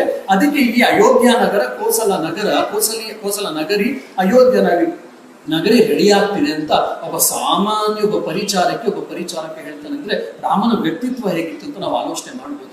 ಅದು ದುರದೃಷ್ಟ ಏನಪ್ಪಾ ಅಂದ್ರೆ ರಾಮ ಫಸ್ಟ್ ಆಫ್ ಆಲ್ ತುಂಬಾ ಜನ ಬುದ್ಧಿಜೀವಿಗಳು ನಮ್ಮಲ್ಲಿ ರಾಮ ಕೃಷ್ಣ ಇಲ್ಲ ಅದು ಬರೀ ಕಾಲ್ಪನಿಕ ಕಾಲ್ಪನಿಕ ಅಂತ ಹೇಳ್ತಾ ಬರ್ತಾ ಇದ್ರು. ಇತ್ತೀಚೆಗೆ ಅವ್ರು ಬೇಳೆಕಾಳುಗಳು ಬೈತಿಲ್ಲ ಅಂತ ಗೊತ್ತಾಗಿ ಈಗ ರಾಮ ಮತ್ತೆ ಕೃಷ್ಣನ ಸ್ವೀಕಾರ ಮಾಡ್ತಾರೆ. ಆದ್ರೆ ರಾಮ ಮತ್ತೆ ಕೃಷ್ಣ ಸರಿ ಇಲ್ಲ ಅಂತ ಹೇಳ್ತಿದ್ದಾರೆ. ಅಟ್ಲೀಸ್ಟ್ ಅಷ್ಟು ಮುಂದುವರೆದಿದ್ದಾರೆ ಅಂತ ಕೇಳಿ ನಮ್ಗೆ ಸ್ವಲ್ಪ ಆನಂದವೂ ಕೂಡ ಆಗುತ್ತೆ, ಆಶ್ಚರ್ಯವೂ ಕೂಡ ಆಗುತ್ತೆ. ರಾಮನ ಮೇಲೆ ವಿಶೇಷವಾಗಿ 3 ಆಪಾದನೆಗಳನ್ನ ಇವರು ಹೇಳ್ತಾರೆ. ಏನು? ಒಂದು, ರಾಮ ವಾಲಿಯನ್ನ ಹಿಂದ್ಗಡೆಯಿಂದ ಹೊಡೆದ. ಯುದ್ಧದಲ್ಲಿ ಸಾಮಾನ್ಯವಾಗಿ ನಾವು ನೇರವಾಗಿ ನಾವು ಯುದ್ಧವನ್ನ ಮಾಡಬೇಕು, ಆದ್ರೆ ವಾಲಿಯನ್ನ ಹಿಂದೆಯಿಂದ ಬಾಣವನ್ನ ಬಿಟ್ಟು ಸಾಯಿಸ್ತಾನೆ. ಹಾಗಾಗಿ ರಾಮ ನೀವು ಮರ್ಯಾದಾ ಪುರುಷೋತ್ತಮ, ರಾಮ ವಿಗ್ರಹವಾನ್ ಧರ್ಮ ಅಂತ ಹೇಳ್ತಿರಲ್ಲ, ಇದು ಎಷ್ಟು ಸರಿ? ಸೊ ವಾಲಿ ಕೂಡ ಈ ಪ್ರಶ್ನೆಯನ್ನ ಮಾಡ್ದ, ರಾಮಕ್ಕೆ ಉತ್ತರ ಕೊಟ್ಟಿದ್ದಾನೆ. ನಾವು ರಾಮಾಯಣ ಸಂಪೂರ್ಣವಾಗಿ ಓದಿರಲ್ಲ, ಅಲ್ಲೋ ಇಲ್ಲ ಒಂದೆರಡು ಉಪನ್ಯಾಸಗಳನ್ನು ಕೇಳ್ಕೊಂಡು ಇಲ್ಲ ಒಂದೆರಡು ಆರ್ಟಿಕಲ್ಸ್ ಅನ್ನು ಓದ್ಬಿಟ್ಟು ಇನ್ಯಾರು ಎಲ್ಲೋ ಇದರಲ್ಲಿ ಯಾವುದೆಲ್ಲ ಟಿವಿ ಚಾನೆಲ್ಗಳಲ್ಲಿ ಆದ ಡಿಸ್ಕಷನ್ ಕೇಳ್ಬಿಟ್ಟು ಇಡೀ ರಾಮಾಯಣವನ್ನ ತಿಳ್ಕೊಂಡ್ವಿ ಅಂತ ಹೇಳಿ ನಾವು ಭ್ರಾಂತಿಯಲ್ಲಿ ಮಿಥ್ಯಾಜ್ಞಾನದಲ್ಲಿ ಇರ್ತೀವಿ. ಇದು ಒಂದು. ಎರಡನೇದು, ತುಂಬು ಗರ್ಭಿಣಿಯಾದ ಸ್ತ್ರೀಯನ್ನ, ತನ್ನ ಹೆಂಡತಿಯಾದಂತ ಸೀತಾದೇವಿಯನ್ನ ಒಬ್ಬ ಅಗಸ ಸೀತೆ ಸರಿ ಇಲ್ಲ ಅಂತ ಹೇಳಿದ ತಕ್ಷಣ ಕಳಿಸ್ಬಿಟ್ಟಲ್ಲ, ಇವನೆಂತ ಮರ್ಯಾದ ಪುರುಷೋತ್ತಮ, ಇವನೆಂತ ಗಂಡಸು ಅಂತ ಹೇಳ್ತಾರೆ. ಎರಡನೇದು. ಇನ್ನು ಮೂರನೇದು, ಶಂಭೂಕ ಅನ್ನುವಂತ ಒಬ್ಬ ಶೂದ್ರ ಅವನು ತಪಸ್ಸನ್ನ ಮಾಡ್ತಾ ಇದ್ದ. ಒಬ್ಬ ಬ್ರಾಹ್ಮಣ ತನ್ನ ಮಗ ಸತ್ತೋದ ಅಂತ ಬಂದು ಹೇಳಿದ ತಕ್ಷಣ ಆ ಶೂದ್ರ ತಪಸ್ಸನ್ನು ಮಾಡ್ತಿದ್ದಂತ ಶಂಭೂಕ ಅನ್ನುವಂತ ಶೂದ್ರನನ್ನ ಸಂಹಾರ ಮಾಡ್ತಾನೆ ರಾಮ. ಹಂಗಾದ್ರೆ ಅವ್ರ ಜಾತಿ ಪದ್ಧತಿ ಇತ್ತು. ರಾಮ ಬ್ರಾಹ್ಮಣರ ಪರವಾಗಿದ್ದ, ಸಾಮಾನ್ಯ ಜನರ ಮತ್ತೆ ಶೂದ್ರರ ಪರವಾಗಿಲ್ಲ ಅಂತ ರಾಮನ ನಾವ್ಯಾಕೆ ಪೂಜೆ ಮಾಡಬೇಕು ಅಂತ ಹೇಳಿ ಹಲವಾರು ಜನ, ವಿಶೇಷವಾಗಿ ತಮಿಳುನಾಡಲ್ಲಿ ಇದ್ರ ಬಗ್ಗೆ ಸಾಕಷ್ಟು ಚರ್ಚೆಗಳು ನಡೆದಿದೆ. ಈ 3 ವಿಷಯಗಳನ್ನು ಇವತ್ತು ನಾನು ಹೇಳಿಕ್ ಹೋಗಲ್ಲ, ಒಂದೇ ಒಂದು ವಿಷಯ ತೆಗೆದುಕೊಳ್ತೀನಿ. ರಾಮ ತುಂಬು ಗರ್ಭಿಣಿಯಾದ ತನ್ನ ಹೆಂಡತಿಯಾದಂತಹ ಮಹಾಪತಿವ್ರತೆ ಆಗಿರುವಂತಹ ಸೀತೆಯನ್ನ ಕಾಡಿಗೆ ಕಳಿಸ್ತಾನೆ. ಇದು ಎಷ್ಟು ಸರಿ? ಒಬ್ಬ ಗಂಡಸು ಮಾಡುವಂತಹ ಕೆಲಸವೇ? ಅವನು ರಾಜ, ಮರ್ಯಾದಾ ಪುರುಷೋತ್ತಮ, ರಾಮ ವಿಗ್ರಹವಾನ್ ಧರ್ಮ ಅದೆಲ್ಲ ತೆಗೆದು ಪಕ್ಕಕ್ಕೆ ಇಟ್ಕೊಳ್ಳೋಣ. ಒಂದು ಮಾನವೀಯತೆ ದೃಷ್ಟಿಯಿಂದವೂ ಕೂಡ ರಾಮ ಈ ತರ ಮಾಡಿದ್ಮೇಲೆ ಇದು ಎಷ್ಟು ಸರಿ ಅಂತ ಹೇಳಿ ನಮ್ಗೆ ಅರ್ಥ ಆಗ್ತಿಲ್ಲ ಅನ್ನುವಂತಹ ಜನ ಎಷ್ಟೋ ಜನ ಮೂಗು ಬರೀತಾ ಇರ್ತಾರೆ. ಅವ್ರಿಗೆ ಈ ಉತ್ತರವನ್ನ ಕೊಡ್ತೀನಿ. ಏನಪ್ಪಾ ಅಂತಂದ್ರೆ, ವಾಲ್ಮೀಕಿ ರಾಮಾಯಣವನ್ನ ಅಧ್ಯಯನ ಮಾಡಿದಾಗ ನಮ್ಗೆ ಇದು ಸ್ಪಷ್ಟವಾಗಿ ಗೊತ್ತಾಗುತ್ತೆ. ಈ ಒಂದು ಭ್ರಾಂತಿ ಏನಪ್ಪಾ ಅಂದ್ರೆ, ಲಕ್ಷ್ಮೀಶ ಬರೆದಿರುವಂತಹ ಮತ್ತೆ ಹಲವಾರು ಜನ ಬರೆದಿರುವಂತಹ ಹಲವಾರು ರಾಮಾಯಣಗಳಿದೆ. ಮತ್ತೆ ನಮ್ಗೆ ಸೀರಿಯಲ್ ಎಫೆಕ್ಟ್ ಕೂಡ ಇದೆ. ಆ ಸೀರಿಯಲ್ ಎಫೆಕ್ಟ್ ಮತ್ತೆ ಹಲವಾರು ಬರೆದಿರುವಂತಹ ಸ್ಥಳೀಯ ರಾಮಾಯಣಗಳನ್ನ ಓದ್ಬಿಟ್ಟು ನಾವುಗಳೆಲ್ಲ ತಪ್ಪಾಗಿ ತಿಳ್ಕೊಳ್ತಾ ಇರ್ತೀವಿ. ಉದಾಹರಣೆಗೆ ಸಂತ ತುಳಸಿದಾಸರು ಅವಧಿ ಭಾಷೆಯಲ್ಲಿ ರಾಮಚರಿತಮಾನಸ ಬರೆದಿದ್ದಾರೆ, ನಮ್ಗೆಲ್ಲ ಗೊತ್ತು. ಸಂತ ಏಕನಾಥರು ಮರಾಠಿ ಭಾಷೆಯಲ್ಲಿ ಭಾವಾರ್ಥ ರಾಮಾಯಣ ಅಂತ ಬರೆದಿದ್ದಾರೆ. ಇನ್ನ ತೆಲುಗು ಭಾಷೆಯಲ್ಲಿ ಗೋಣ ಅನ್ನುವಂಥವ್ರು ರಾಮಾಯಣವನ್ನು ಬರೆದಿದ್ದಾರೆ. ಇನ್ನು ತಮಿಳಲ್ಲಿ ಕಂಬ ಅನ್ನುವಂಥವ್ರು ಕಂಬ ರಾಮಾಯಣ ಬರೀತಾರೆ. ಇನ್ನ ಅಸ್ಸಾಮಿ ಭಾಷೆಯಲ್ಲಿ ಮಾಧವಿ ಕಾಂಡಲಿ ಅನ್ನುವಂಥವ್ರು ರಾಮಾಯಣವನ್ನು ಬರೀತಾರೆ. ಇನ್ನು ಬಂಗಾಳಿ ಭಾಷೆಯಲ್ಲಿ ಕೃತ್ತಿವಾಸ ಅನ್ನುವಂಥ ಕೃತ್ತಿವಾಸ ರಾಮಾಯಣವನ್ನ ಬರೀತಾರೆ. ರಾಮಪಾಂಚಾಲ ಅಂತ ಕೂಡ ಅದು ಹೆಸರುವಾಸಿಯಾಗಿದೆ. ಇನ್ನು ಒಡಿಯಾ ಭಾಷೆಯಲ್ಲಿ ಸರಳದಾಸ ಅನ್ನೋನು ವಿಲಂಕ ರಾಮಾಯಣ ಅಂತ ಬರೆದಿದ್ದಾನೆ. ಇನ್ನ ಮಲಯಾಳಂ ಇದರಲ್ಲೇ ತುಂಚಿತ್ ಎಳತ್ ಚನ ಅಂತ ಹೇಳಿ ಆಧ್ಯಾತ್ಮ ರಾಮಾಯಣವನ್ನ ಮಲಯಾಳಿ ಭಾಷೆಯಲ್ಲಿ ಬರ್ದಿದ್ವಿ. ಕೆಲವು ಅಷ್ಟೇ ಹೇಳಿ, ಇನ್ನು ಇದನ್ನು ಹೇಳ್ಕೊಂಡು ಹೋದ್ರೆ ಇನ್ನು ಪ್ರಾಯಶಃ ಒಂದು 25-35 ಹೆಸರುಗಳನ್ನು ಹೇಳ್ಕೊಂಡು ಹೋಗ್ತಾರೆ. ಈ ರೀತಿಯಾಗಿ ಆಯಾ ಸ್ಥಳೀಯ ಭಾಷೆಗಳಲ್ಲಿ ರಾಮಾಯಣಗಳನ್ನ ಬರೆದಿದ್ದಾರೆ. ಆ ಬರೆಯುವಂತ ಸಮಯದಲ್ಲಿ ಕವಿಗಳು ಅವ್ರಿಗೆ ಬೇಕಾದಂತೆ, ಅವ್ರಿಗೆ ಇಚ್ಛೆ ಪಟ್ಟಂತೆ ಮಾರ್ಪಾಡುಗಳನ್ನ ಮಾಡ್ಕೊಂಡು ಹೋಗಿದ್ದಾರೆ. ಸೊ ಹಾಗಾಗಿ ಲಕ್ಷ್ಮೀಶ ಬರೆದಿರುವಂತಹ ಏನಾದ್ರೂ ನಾವು ಗದಾಯುಧಗಳ ಮಹಾಭಾರತದ ಇಲ್ಲ ರಾಮಾಯಣದ ಪ್ರಸಂಗಗಳನ್ನ ಓದ್ಕೊಂಡು ಹೋದ್ವಿ ಅಂತಂದ್ರೆ ಅಲ್ಲಿ ಸಂಪೂರ್ಣವಾಗಿ ರಾಮನ ಬಗ್ಗೆ ತಪ್ಪು ಕಲ್ಪನೆ ಬರುತ್ತೆ. ಅದಕ್ಕೆ ಕುವೆಂಪು ವಿಷಯದಲ್ಲೂ ಕೂಡ ಮಾತಾಡೋದು ನಾವು ಕೇಳಿದ್ವಿ. ಇನ್ಯಾಕೆ ಅಷ್ಟೇ, ನಾವು ತುಳಸಿದಾಸ ರಾಮಾಯಣದಲ್ಲಿ ಕೂಡ ಓದೋದ್ರು ಕೂಡ ಅಲ್ಲಿ ಸತ್ಯಕ್ಕೆ ದೂರವಾದ ಘಟನೆಯನ್ನ ಹೇಳ್ತಾನೆ. ಏನು? ರಾಮನ್ಗೆ ಗೊತ್ತಾಯ್ತು ಈ ರೀತಿ ಸೀತೆ ಬಗ್ಗೆ ತಪ್ಪು ಕಲ್ಪನೆಯನ್ನ ಮಾತಾಡಿದ್ರು, ವಾಗಸ ಮಾತಾಡ್ದ ಅಂತ ಹೇಳಿ. ಅದನ್ನ ಅವನು ತುಂಬಾ ಬೇಜಾರಾಗಿದ್ದ. ಅದೇ ಸಮಯದಲ್ಲಿ ಅವನಿಗೆ ಸೀತೆಯ ಬಗ್ಗೆ ಸ್ಪಷ್ಟವಾದ ಅಭಿಪ್ರಾಯ ಇತ್ತು. ಅವನಿಗೆ ಯಾವುದೇ ರೀತಿಯಾದಂತ ಸಂದೇಹ ಇರಲಿಲ್ಲ. ಹಾಗಾಗಿ ತನ್ನ ಹೆಂಡತಿಗೆ ಹೇಳೋದಿಲ್ಲ. ಒಂದು ಪತಿಯ ಧರ್ಮ, ಇನ್ನೊಂದು ರಾಜಧರ್ಮ ಅಂತೇಳಿ ಅವ್ನು ಕಷ್ಟಪಡ್ತಿರ್ತಾನೆ, ಮನ್ಸಲ್ಲೇ ಕಷ್ಟಪಡ್ತಿರ್ತಾನೆ, ಸರಿಯಾಗಿ ಊಟ ತಿಂಡಿ ಮಾಡೋದನ್ನು ಬಿಡ್ತಾನೆ, ಕೊನೆಗೆ ಸೀತೆಯನ್ನು ಮುಟ್ಟೋದು ಬಿಡ್ತಾನೆ. ಹಾಗಾಗಿ ಸೀತಾದೇವಿಗೆ ಆಶ್ಚರ್ಯ ಆಗುತ್ತೆ, ಪರಿಪ್ರಶ್ನೆಗಳನ್ನು ಮತ್ತೆ ಮಾಡ್ತಾಳೆ. ಆದ್ರೂ ಕೂಡ ರಾಮ ಹೇಳೋದಿಲ್ಲ. ಕೊನೆಗೆ ಸೀತೆ ತನ್ನ ಪರಿಚಾರಕಿಯರ ಮೂಲಕ ಗೂಢಾಚಾರ್ಯರನ್ನು ಕಳಿಸಿ ಏನ್ ನಡೀತಾ ಇದೆ ಅಂತ ಅರ್ಥ ಮಾಡ್ಕೊಂಡು ಅವಳೇ ರಾಮನ ಜೊತೆ ಹಠ ಮಾಡಿ ಅವಳೇ ವನವಾಸಕ್ಕೆ ಹೋಗ್ತಾಳೆ ಅಂತ ಹೇಳಿ ನಾವು ತುಳಸಿದಾಸರ ರಾಮಚರಿತಮಾನಸಲ್ಲಿ, ನೀವು ಯಾರಾದ್ರೂ ರಾಮಚರಿತಮಾನಸ ಡೀಟೇಲ್ ಆಗಿ ಓದಿದ್ರೆ ನಿಮ್ಗೆ ಗೊತ್ತಾಗುತ್ತೆ. ಈಗ ಇದನ್ನು ಓದ್ಬಿಟ್ಟು ರಾಮನ ಬಗ್ಗೆ ನಾವ್ ಯಾರಾದ್ರೂ ತಪ್ಪಾಗಿ ತಿಳ್ಕೊಂಡ್ವಿ ಅಂದ್ರೆ ಅದು ನಮ್ಮ ಮೂರ್ಖತನವೇ ಸರ್. ಹಾಗಾಗಿ ಯಾವುದೇ ಗ್ರಂಥಗಳನ್ನ ಇಲ್ಲ ಯಾವುದೇ ಒಂದು ವಿಷಯವನ್ನು ಓದಬೇಕಾದ್ರೆ ಆ ಮೂಲ ಗ್ರಂಥಗಳನ್ನ ಓದಿ ನಾವು ಅರ್ಥ ಮಾಡ್ಕೊಳ್ಬೇಕು. ಹಾಗಾಗಿ ಆಧ್ಯಾತ್ಮ ರಾಮಾಯಣವನ್ನ ಆಗ್ಲಿ ಬೇರೆ ಬೇರೆ ರಾಮಾಯಣಗಳನ್ನ ಇಟ್ಕೊಳ್ಳದೆ ಇಲ್ಲ ವಾಲ್ಮೀಕಿಗಳು ಬರೆದಿರುವಂತಹ ಮೂಲ ರಾಮಾಯಣವನ್ನು ಇಟ್ಕೊಂಡು ನಾನು ಮಾತಾಡ್ತಾ ಇದ್ದೀನಿ. ನೀವು ಕೇಳ್ಬೋದು ಯಾಕೆ ವಾಲ್ಮೀಕಿ ರಾಮಾಯಣ ತೆಗೆದುಕೊಳ್ಬೇಕು ಅಂದ್ರೆ ಒಂದು ಮೂಲ ಕೃತಿ ಮೊದಲನೇ ಕೃತಿ ಹಾಗಾಗಿ ಅವ್ರು ಹೇಳ್ತಾರೆ ಧರ್ಮವೀರ್ಯೇಣ ಸಂಪ್ರಪಶ್ಯತಿ ಅಂದ್ರೆ ನಾನು ನೂರಾರು ವರ್ಷಗಳು ಸಾವಿರಾರು ವರ್ಷಗಳು ತಪಸ್ಸನ್ನ ಮಾಡಿ ನಾನು ನನ್ನ ತಪೋಬಲದಿಂದ ಯಾವುದನ್ನ ಸ್ಪಷ್ಟವಾಗಿ ಕಾಣ್ತಾ ಇದ್ದೇನೋ ಅದನ್ನ ಮಾತ್ರ ಇಲ್ಲಿ ಬರ್ದಿದ್ದೇನೆ. ನನಗೆ ಯಾವುದೋ ಕಾಣದೇನೋ ಇಲ್ಲ ಇನ್ನೊಬ್ರು ಹೇಳಿದ್ದು ಇಲ್ಲ ನನಗೆ ಊಹಾಪೋಹದಲ್ಲಿ ನಾನು ಇದನ್ನು ಬರ್ದಿಲ್ಲ ಅಂತ. ಸಂಪ್ರಪಶ್ಯತಿ ಅಂತ ಪದವನ್ನು ಉಪಯೋಗಿಸ್ತಾರೆ ವಾಲ್ಮೀಕಿ ಮುನಿಗಳು. ಪಶ್ಯತಿ ನೋಡುವಂಥದ್ದು, ತನ್ನ ತಪೋಬಲದಿಂದ ಕಾಣುವಂಥದ್ದು ಪಶ್ಯತಿ ಅಂತ ಅಲ್ಲಿ ಹೇಳ್ತಾರೆ. ಸಾಂದರ್ಭಿಕ ಕಾಂಟೆಕ್ಸ್ಟ್ ಅರ್ಥ ಮಾಡ್ಕೋಬೇಕು. ಪ್ರಪಶ್ಯತಿ ಪ್ರಕರ್ಷ ರೂಪೇಣ ಪಶ್ಯತಿ ಅಂದ್ರೆ ಸ್ಪಷ್ಟವಾಗಿ ನಾನು ಕಾಣ್ತಾ ಇದ್ದೀನಿ ಅಂತ. ಇನ್ ಸಂಪ್ರಪಶ್ಯತಿ ಇನ್ನೊಂದು ಉಪಸರ್ಗ, ಸಮ್ಯಕ್ ಪ್ರಕರ್ಷ ರೂಪೇಣ ಪಶ್ಯತಿ ಅಂತ ತುಂಬಾ ಸ್ಪಷ್ಟವಾಗಿ ನಾನು ಕಾಣ್ತಾ ಇದ್ದೀನಿ. ರಾಮನ ಜೀವನದಲ್ಲಿ ಏನೇನು ವೃತ್ತಾಂತ ನಡೀತೋ ಅದು ನನಗೆ ನನ್ನ ತಪೋಬಲ ಸ್ಪಷ್ಟವಾಗಿ ಕಾಣ್ತಾ ಇದೆ, ಅದ್ರ ಮೇಲೆ ನಾನು ಬಂದಿದ್ದೀನಿ ಅಂತ. ಮತ್ತೆ ವಾಲ್ಮೀಕಿ ಅನ್ನೋನು ಎಂತವನು, ಅವನು ರತ್ನಾಕರನಾದಂಥವನು, ರಾಮನಾಮ ಜಪವನ್ನ ಮಾಡಿ ಬ್ರಹ್ಮಜ್ಞಾನಿಯಾಗಿ ಬ್ರಹ್ಮರ್ಷಿ ಆದಂತಹ ವಾಲ್ಮೀಕಿ ಅಂತ ಒಬ್ಬ ಋಷಿ, ಅಂತ ಒಬ್ಬ ಬ್ರಹ್ಮರ್ಷಿ ಬಂದಿರುವಂತಹ ವಾಲ್ಮೀಕಿ ರಾಮಾಯಣ. ಅದರಲ್ಲಿ ಅವನಿಗೆ ಯಾವ ಸ್ವಾರ್ಥವೂ ಇರಲಿಲ್ಲ, ಅವನಿಗೆ ಯಾವುದೇ ರೀತಿಯಾದಂತಹ ಹಣವೂ ಬೇಕಾಗಿಲ್ಲ, ರಾಮನಿಂದ ಅಧಿಕಾರವೂ ಬೇಕಾಗಿರಲಿಲ್ಲ, ಫೇಮಸ್ ಆಗ್ಬೇಕು ಅಂತ ಹೆಸರು ಕೀರ್ತಿರ್ಲಿಲ್ಲ. ಅಂತ ಶುದ್ಧ ಪರಂಪರೆಯನ್ನ, ಶುದ್ಧ ಜೀವನವನ್ನ, ಶುದ್ಧ ವ್ಯಕ್ತಿತ್ವವನ್ನ ಹೊಂದಿರುವಂತ ತಪೋನಿಷ್ಠನಾಗಿರುವಂತ ವಾಲ್ಮೀಕಿ ಬರ್ತಿರುವಂತ ರಾಮಾಯಣವನ್ನು ಆಧಾರಕ್ಕೆ ಇಟ್ಕೊಂಡು ನಾವು ಯಾವ್ದನ್ನಾದ್ರೂ ಯೋಚನೆ ಮಾಡಬೇಕು. ಯಾರ ಬಗ್ಗೆ ಆದ್ರೂ ತಿಳ್ಕೊಳ್ಬೇಕಾದ್ರೆ, ಯಾರ ಬಗ್ಗೆ ಆದ್ರೂ ನಾವು ಜಡ್ಜ್ಮೆಂಟ್ ಕೊಡ್ಬೇಕಾದ್ರೆ ತಿಳ್ಕೊಳ್ಬೇಕು. ಈಗ ವಾಲ್ಮೀಕಿ ರಾಮಾಯಣದ ಆಧಾರದ ಮೇಲೆ ಸ್ಪಷ್ಟವಾಗಿ ಹೇಳ್ತಾರಲ್ಲಿ ಏನಪ್ಪಾ ಅಂತ ಅಂದ್ರೆ, ಮೊಟ್ಟ ಮೊದಲು ಯಾರೋ ಒಬ್ಬ ಅಗಸ ಸೀತೆ ಸರಿ ಇಲ್ಲ ಅಂತ ಕೇಳಿಕೊಂಡು ರಾಮ ಸೀತೆಯನ್ನ ವನವಾಸಕ್ಕೆ ಕಳಿಸ್ಲಿಲ್ಲ. ಮತ್ತೆ ಯಾರು ಹೇಳಿದ್ರು ಹಾಗಾದ್ರೆ? 10 ಜನ ಅಲ್ಲ, 100 ಜನರು ಈ ಮಾತನ್ನು ಹೇಳ್ತಾ ಇದ್ರು ಅಂತ ಹೇಳ್ತಾರೆ. ನಾವು ರಾಮನ ಸಂಹಾರ ಆಯ್ತು, ಆಮೇಲೆ ವಾಪಸ್ ಬಂದ್ರು ಪುಷ್ಪಕಮ್ಮ ಅಂತ ಅದೆಲ್ಲ ನಮ್ಗೆ ಗೊತ್ತು. ಆಮೇಲೆ ಹಲವಾರು ವರ್ಷಗಳ ರಾಜ್ಯಭಾರ ನಡೀತಾ ಇದೆ, ಎಲ್ಲ ಸುಖ ಸಮೃದ್ಧಿಯಿಂದ ಎಲ್ಲ ಕೂಡಿದ್ದಾರೆ, ಇಬ್ರು ಕೂಡ ಚೆನ್ನಾಗಿದ್ದಾರೆ. ಸೀತೆ ಗರ್ಭಿಣಿಯಾಗಿದ್ದಾಳೆ. ಒಂದು ರಾತ್ರಿ ಇಬ್ರು ಅಂತಃಪುರದಲ್ಲಿ ಇದ್ದಾಗ ಸೀತಾದೇವಿ ಹೇಳ್ತಾಳೆ, ನನ್ಗೆ ಯಾಕೋ ಹಿಂದೆಲ್ಲ ಕಾಡ್ಗೋಗಿದ್ನಲ್ಲ ಅದೇ ತರ ಇನ್ನೊಂದ್ಸರಿ ಕಾಡ್ಕೋಗ್ಬೇಕು ಅಂತ ಅನಿಸ್ತಾ ಇದೆ. ಗಂಗಾ ತಟದಲ್ಲಿರುವಂತ ಯಾವ್ದಾದ್ರು ಒಂದು ಆಶ್ರಮದಲ್ಲಿ ಅಟ್ಲೀಸ್ಟ್ ಒಂದು ರಾತ್ರಿ ಆದ್ರೂ ಕಳಿಬೇಕು ಅಂತ ನನಗೆ ಅನ್ನಿಸ್ತಾ ಇದೆ ಅಂತೇಳಿ ಸೀತೆ ಅಂತಃಪುರದಲ್ಲಿ ರಾಮಚಂದ್ರನ ಹತ್ರ ಹೇಳ್ತಾಳೆ. ಶ್ರೀರಾಮಚಂದ್ರ ಹೇಳ್ತಾನೆ, ಆಯ್ತು ಗರ್ಭಿಣಿಯ ಯಾವುದೇ ಆಸೆ ಇದ್ರೂ ಕೂಡ ನೆರವೇರಿಸಬೇಕು ಅಂತ ಹೇಳ್ತಾರೆ. ನನ್ನ ಪತಿಯಾಗಿ ನನ್ನ ಕರ್ತವ್ಯ ಇದೆ, ಇನ್ನೊಂದು 2 ದಿವಸದಲ್ಲಿ ನಾನೊಂದು ವ್ಯವಸ್ಥೆಯನ್ನು ಮಾಡಿ ಮಹಾಮಂತ್ರಿಯಾದ ಸುಮಂತ್ರನನ್ನ ಮತ್ತೆ ತಮ್ಮನಾದ ಲಕ್ಷ್ಮಣನ ಕಳಿಸ್ತೀನಿ, ನೀನು ಒಂದ್ ದಿವಸ ಇದ್ದು ಬಿಟ್ಟು ಬರುವಂತೆ ಅದಕ್ಕೇನು ಅಂತ ರಾತ್ರಿ ಅವ್ರು ಇಬ್ರು ಮಾತಾಡ್ಕೊಂಡು ಮಲಗಿರ್ತಾರೆ. ಬೆಳಗಿನ ಜಾವದಲ್ಲಿ ಇಲ್ಲ ಮಧ್ಯರಾತ್ರಿ ಗೂಢಾಚಾರರು ಬರ್ತಾರೆ. ಇವತ್ತು CID CB ಅಂತೆಲ್ಲ ಹೇಳ್ತೀವಿ, ಗೂಢಾಚಾರರು ಬರ್ತಾರೆ. ಅದು ಪ್ರತ್ಯೇಕವಾಗಿ ರಾಮ ಸೇರ್ತಾನೆ. ವಾಲ್ಮೀಕಿ ರಾಮಾಯಣದ ಲಿಸ್ಟ್ ಅನ್ನು ಕೂಡ ಕೊಡ್ತಾರೆ. ಕಾಶ್ಯಪ, ಪಿಂಗಲ, ಕುಟ, ಸುರಾಜ, ಕಾಳಿಯ, ಭದ್ರ, ದಂತವಕ್ರ, ಸುಮಾಗದ, ವಿಜಯ ಇತ್ಯಾದಿ ಇಷ್ಟೊಂದು ಜನ ಗೂಢಾಚಾರರು ಬರ್ತಾರೆ. ಒಂದು ಕ್ಲೋಸ್ ರೂಮ್ ಇರುತ್ತೆ, ಅಲ್ಲಿ ರಾಜ ಬಿಟ್ಟರೆ ಯಾರಿಗೂ ಪ್ರವೇಶ ಇರಲ್ಲ. ಅಂತಹ ಕಡೆ ಇವರೆಲ್ಲ ಕೂತಿರ್ತಾರೆ. ಇವರೆಲ್ಲ ರಾಮ ಹೋಗಿ ಕೂತ್ಕೊಳ್ತಾನೆ. ಯಾರಿಗೂ ಗೊತ್ತಿಲ್ಲ ರಾಮ ಅವ್ರು ಹೋಗಿ ಮೀಟ್ ಆಗ್ತಿರೋದು ಅಂತ. ಅಷ್ಟು ಸೈಲೆಂಟ್ ಆಗಿ ನಡೆದಿರುತ್ತೆ, ಸೀಕ್ರೆಟ್ ಆಗಿ ನಡೆದಿರುತ್ತೆ. ಏನೇನು ಅಂತ ಬೇರೆ ಬೇರೆ ಆ ದೇಶದ ಮೂಲೆಯಿಂದೆಲ್ಲ ವರ್ತಮಾನಗಳನ್ನೆಲ್ಲ ತೆಗೆದುಕೊಂಡು ಬಂದಿರ್ತಾರೆ. ಏನು ಅಂತ ಎಲ್ಲ ರಾಜ್ಯ ಸರಿಯಾಗಿ ನಡೀತಾ ಇದೆ, ಯಾವ ಶತ್ರುಗಳ ಕಾಟ ಇಲ್ಲ ಇತ್ಯಾದಿ ಎಲ್ಲ ಹೇಳ್ತಿರ್ತಾರೆ.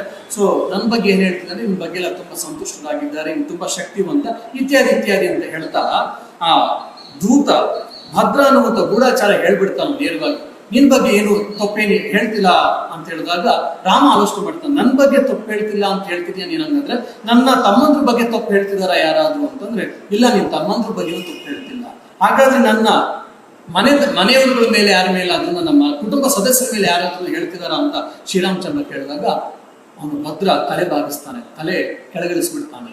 ಅವಾಗ ರಾಮನ್ಗೆ ಅರ್ಥ ಆಗುತ್ತೆ, ನೀನೊಬ್ಬ ಗೂಢಾಚಾರ, ನಿನ್ ಕರ್ತವ್ಯ ಏನಪ್ಪಾ ಅಂದ್ರೆ ಯಾರ ಬಗ್ಗೆ ಏನ್ ಬಗ್ಗೆ ಆಗಿದ್ರು ಕೂಡ ಅದು ಒಳ್ಳೇದಾಗಿರ್ಬೋದು, ಕೆಟ್ಟದಾಗಿರ್ಬೋದು, ಸಿಹಿ ಆಗಿರ್ಬೋದು, ಕಹಿ ಆಗಿರ್ಬೋದು, ಇದ್ದಂತೆ ಹೇಳುವಂಥದ್ದು ನಿನ್ನ ಕರ್ತವ್ಯ, ಅದು ನಿನ್ನ ಧರ್ಮ.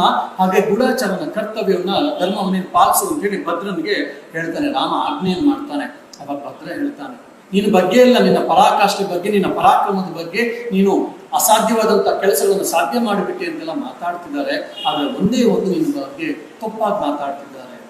ಏನು ಅಂತಂದ್ರೆ, ನೀನು ಎಂಥ ಪರಾಕ್ರಮಿ ಆಗಿದ್ರು ಕೂಡ 10-11 ತಿಂಗಳು ಪರಪುರುಷಲ್ಲಿದ್ದಂಥ ಸೀತಾದೇವಿಯನ್ನ ನಿನ್ನ ತೊಡೆ ಮೇಲೆ ಕೂರಿಸ್ಕೊಂಡ್ಬಿಟ್ಟೆ. ಅಷ್ಟು ಕಾಮ ಭಾವನೆಯನ್ನ ರಾಮನ ಕಂಟ್ರೋಲ್ ಮಾಡ್ಕೊಳಕ್ ಆಗ್ಲಿಲ್ವಾ? ಇನ್ಯಾರು ಬೇರೆ ಹೆಂಗಸೇ ಸಿಗ್ಲಿಲ್ವ ರಾಮನಿಗೆ? ಎಷ್ಟೋ ಜನ ರಾಣಿಯರಿದ್ದಾರೆ, ಎಷ್ಟೋ ಜನ ಮದುವೆ ಆಗ್ಲಿಕ್ಕೆ ರೆಡಿ ಇದ್ದಾರೆ, ಆದ್ರೂ ಕೂಡ ಯಾಕೆ ಸೀತೆಯನ್ನ ಕೂರಿಸ್ಕೊಂಡ್ಬಿಟ್ಟ ತನ್ನ ತೊಡೆ ಮೇಲೆ? ಅಷ್ಟೊಂದು ಅವನಿಗೆ ವೀಕ್ನೆಸ್ ಇತ್ತ ಅಂತೇಳಿ ಇದನ್ನು ಮಾತಾಡ್ತಿದ್ದಾರೆ ಅಂತ ಭದ್ರ ಕೇಳ್ತಾನೆ. ಅವಾಗ ಬೇರೆಯವರು ಒಬ್ಬೊಬ್ರು ಕೆದಕಿ ರಾಮ ಬೇರೆ ಗೂಢಾಚಾರನೆಲ್ಲ ಕೇಳ್ತಾನೆ, ನೀವೆಲ್ಲ ಏನೇನು ಕೇಳಿದ್ರಿ, ನೀವೆಲ್ಲ ಏನೇನು ಕೇಳಿದ್ರಿ ಅಂತ. ಆ ಪ್ರತಿಯೊಬ್ಬರು ಕೂಡ ಹೆಚ್ಚು ಕಡಿಮೆ ಒಕ್ಕಲು ಸೇರಿಸ್ತಾರೆ. ಒಬ್ಬರು ಇಬ್ರು ಬಿಟ್ರೆ ಇನ್ನೆಲ್ಲರೂ ಕೂಡ ಅದು ಹೇಳ್ತಾರೆ, ಹೌದು ನಿನ್ ಬಗ್ಗೆ ಆಗ್ಲಿ, ನಿನ್ನ ತಮ್ಮಂದ್ರ ಬಗ್ಗೆ ಆಗ್ಲಿ, ನಿನ್ನ ರಾಜ್ಯಭಾರದ ಬಗ್ಗೆ ಆಗ್ಲಿ, ನಿನ್ನ ಸತ್ಯನಿಷ್ಠೆ ಬಗ್ಗೆ ಯಾರು ಏನು ತಪ್ಪನ್ನು ಮಾತಾಡ್ತಿಲ್ಲ, ನಿನ್ನ ಪರಾಕ್ರಮದ ಬಗ್ಗೆ, ರಾವಣನ ಸಂಹಾರ, ಇಲ್ಲ ಅಸಾಧ್ಯವಾದಂತಹ ಸೇತುವೆ ಕಟ್ಟಿದ ಎಲ್ಲವನ್ನೂ ಮಾತಾಡ್ತಿದ್ದಾರೆ. ಆದ್ರೆ ಸೀತೆಯ ಬಗ್ಗೆ ಅವರು ತಪ್ಪು ಕಲ್ಪನೆಯನ್ನು ಮಾಡ್ತಿದ್ದಾರೆ ಅಂತ. ಅವಾಗ ರಾಮ ಹೇಳ್ತಾನೆ, ಹಾಗಾದ್ರೆ ನಾನು ರಾವಣನ ಸಂಹಾರ ಆದ್ಮೇಲೆ ಸೀತೆಯನ್ನ ಅಗ್ನಿ ಪ್ರವೇಶವನ್ನು ಮಾಡಿ ಆ ಪಾತಿವ್ರತೆಯನ್ನ ಜಗತ್ತಿಗೆ ತೋರಿಸ್ಬೇಕು ಅಂತ, ಲೋಕಪಾವವಾದವನ್ನ ತೆಗಿಬೇಕು ಅಂತ ನಂಗೆ ಗೊತ್ತಿದ್ದು ಬರ್ಬೋದು ಅಂತ ನಾನು ಅಗ್ನಿ ಪ್ರವೇಶವನ್ನು ಮಾಡಿಸಿದ್ದೆ ಅಲ್ವಾ, ಹಂಗಾದ್ರೆ ಯಾರಿಗೂ ಗೊತ್ತಿಲ್ವಾ, ಇದು ಯಾರು ಮಾತಾಡ್ತಿಲ್ವಾ ಅಂತ ಅಂದಾಗ ಗೂಢಾಚಾರ್ಯ ಹೇಳ್ತಾರೆ, ಪ್ರಭು ಮೋಸ್ಟ್ಲಿ ಜನ ಮರ್ತು ಬಿಟ್ಟಿದ್ದಾರೋ ಏನೋ, ಇಲ್ಲ ಚಾಣಕ್ಯ ಹುಡು ಅಂತ ನಾವು ಹೇಳ್ತಿಲ್ಲ, ಅದು ನೆನಪಿಸ್ಕೊಳ್ತಾ ಇಲ್ಲ. ಆದ್ರೆ ಕೆಲವರು ಮಾತ್ರ ಅಲ್ಲೊಬ್ರು ಇಲ್ಲೊಬ್ರು ಮಾತಾಡ್ತಿದ್ದಾರೆ, ಅಲ್ಲಿ ಶ್ರೀಲಂಕಾದಲ್ಲಿ ನಡೀತಪ್ಪ ಅಗ್ನಿ ಪ್ರವೇಶ ಅಂತ ಹೇಳ್ತಾರೆ, ನಮ್ಗೇನ್ ಗೊತ್ತು, ನಮ್ ಕಣ್ಣಿಂದ ನಡೀಲಿ, ಯಾವಾಗ ಬೇಕಾದ್ರೆ ನಾವು ಒಪ್ಕೊಳ್ತೀವಿ ಅಂತ ಹೇಳ್ತಿದ್ದಾರೆ.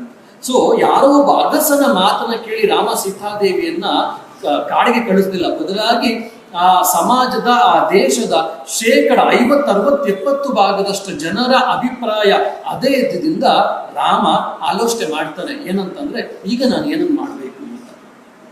ಅದೇ ಸಮಯದಲ್ಲೇ ಗೂಢಾಚಾರ್ಯರು ಇನ್ನೊಂದು ಮಾತನ್ನು ಹೇಳ್ತಾರೆ, ಆದ್ರೆ ಇನ್ನ ಬಗ್ಗೆ ಎಷ್ಟು ನಂಬಿಕೆ ಇದೆ ಅಂತಂದ್ರೆ, ಇವತ್ತು ತನ್ನ ಹೆಂಡತಿ ಶೀಲದ ಬಗ್ಗೆ, ರಾಣಿಯ ಬಗ್ಗೆ, ತನ್ನ ಹೆಂಡತಿಯ ಶೀಲದ ಬಗ್ಗೆ ಒಂದು ಸರಿದೆಯೋ ಇಲ್ವೋ ಅಂತ ಇದ್ರೂ ಕೂಡ, ಗೊತ್ತಿದ್ರು ಕೂಡ ರಾಮ ತನ್ನ ಹೆಂಡತಿಯನ್ನು ಸ್ವೀಕರಿಸಿದ್ರಿಂದ, ಯಥಾರಾಜ ತಥಾಪ್ರಜಾ ಆದಿಂದ, ಆ ಮರ್ಯಾದ ಪುರುಷೋತ್ತಮ ಶ್ರೀರಾಮಚಂದ್ರ ಆದ್ರಿಂದ, ನಾವೆಲ್ಲರೂ ಕೂಡ ಅವನ ಅನುಚರರು ಆಗಿರೋದ್ರಿಂದ, ನಾವೆಲ್ಲರೂ ಕೂಡ ಅವನನ್ನು ಅನುಸರಿಸಬೇಕಾಗಿರೋದ್ರಿಂದ, ಇನ್ನು ಮುಂದೆ ನಮ್ಮ ಮನೆಗಳಲ್ಲಿ ನಮ್ಮ ಹೆಂಡತಿಗಳು ಕೂಡ ಈ ರೀತಿಯಾದಂತಹ ಯಾವುದೇ ತಪ್ಪನ್ನ ಮಾಡಿದ್ರೆ, ಯಾವ್ದಾದ್ರು ವ್ಯಭಿಚಾರವನ್ನ ಮಾಡಿದ್ರೆ, ತಪ್ಪು ಕೆಲಸಗಳನ್ನ ಮಾಡಿದ್ರೆ, ಅನೈತಿಕ ಜೀವನವನ್ನು ಯಾರಾದ್ರೂ ನಡೆಸಿದ್ರು ಕೂಡ ನಾವು ಅದನ್ನು ಸ್ವೀಕರಿಸಬೇಕಾಗತ್ತೆ. ಯಾಕೆ? ನಾವೆಲ್ಲ ರಾಮನನ್ನು ಅನುಸರಿಸ್ತಾ ಇದ್ದೀವಿ, ನಾವೆಲ್ಲರೂ ಕೂಡ ರಾಮನ ಮಕ್ಕಳು, ನಾವೆಲ್ಲರೂ ಕೂಡ ರಾಮನ ಅನುಯಾಯಿಗಳು ಅಂತೇಳಿ ನಿನ್ನ ಬಗ್ಗೆ ಭಕ್ತಿಯನ್ನ, ನಿನ್ನ ಬಗ್ಗೆ ವಿಶ್ವಾಸವನ್ನು ಅಷ್ಟು ಪ್ರದರ್ಶಿಸ್ತಿದ್ದಾರೆ ರಾಮ.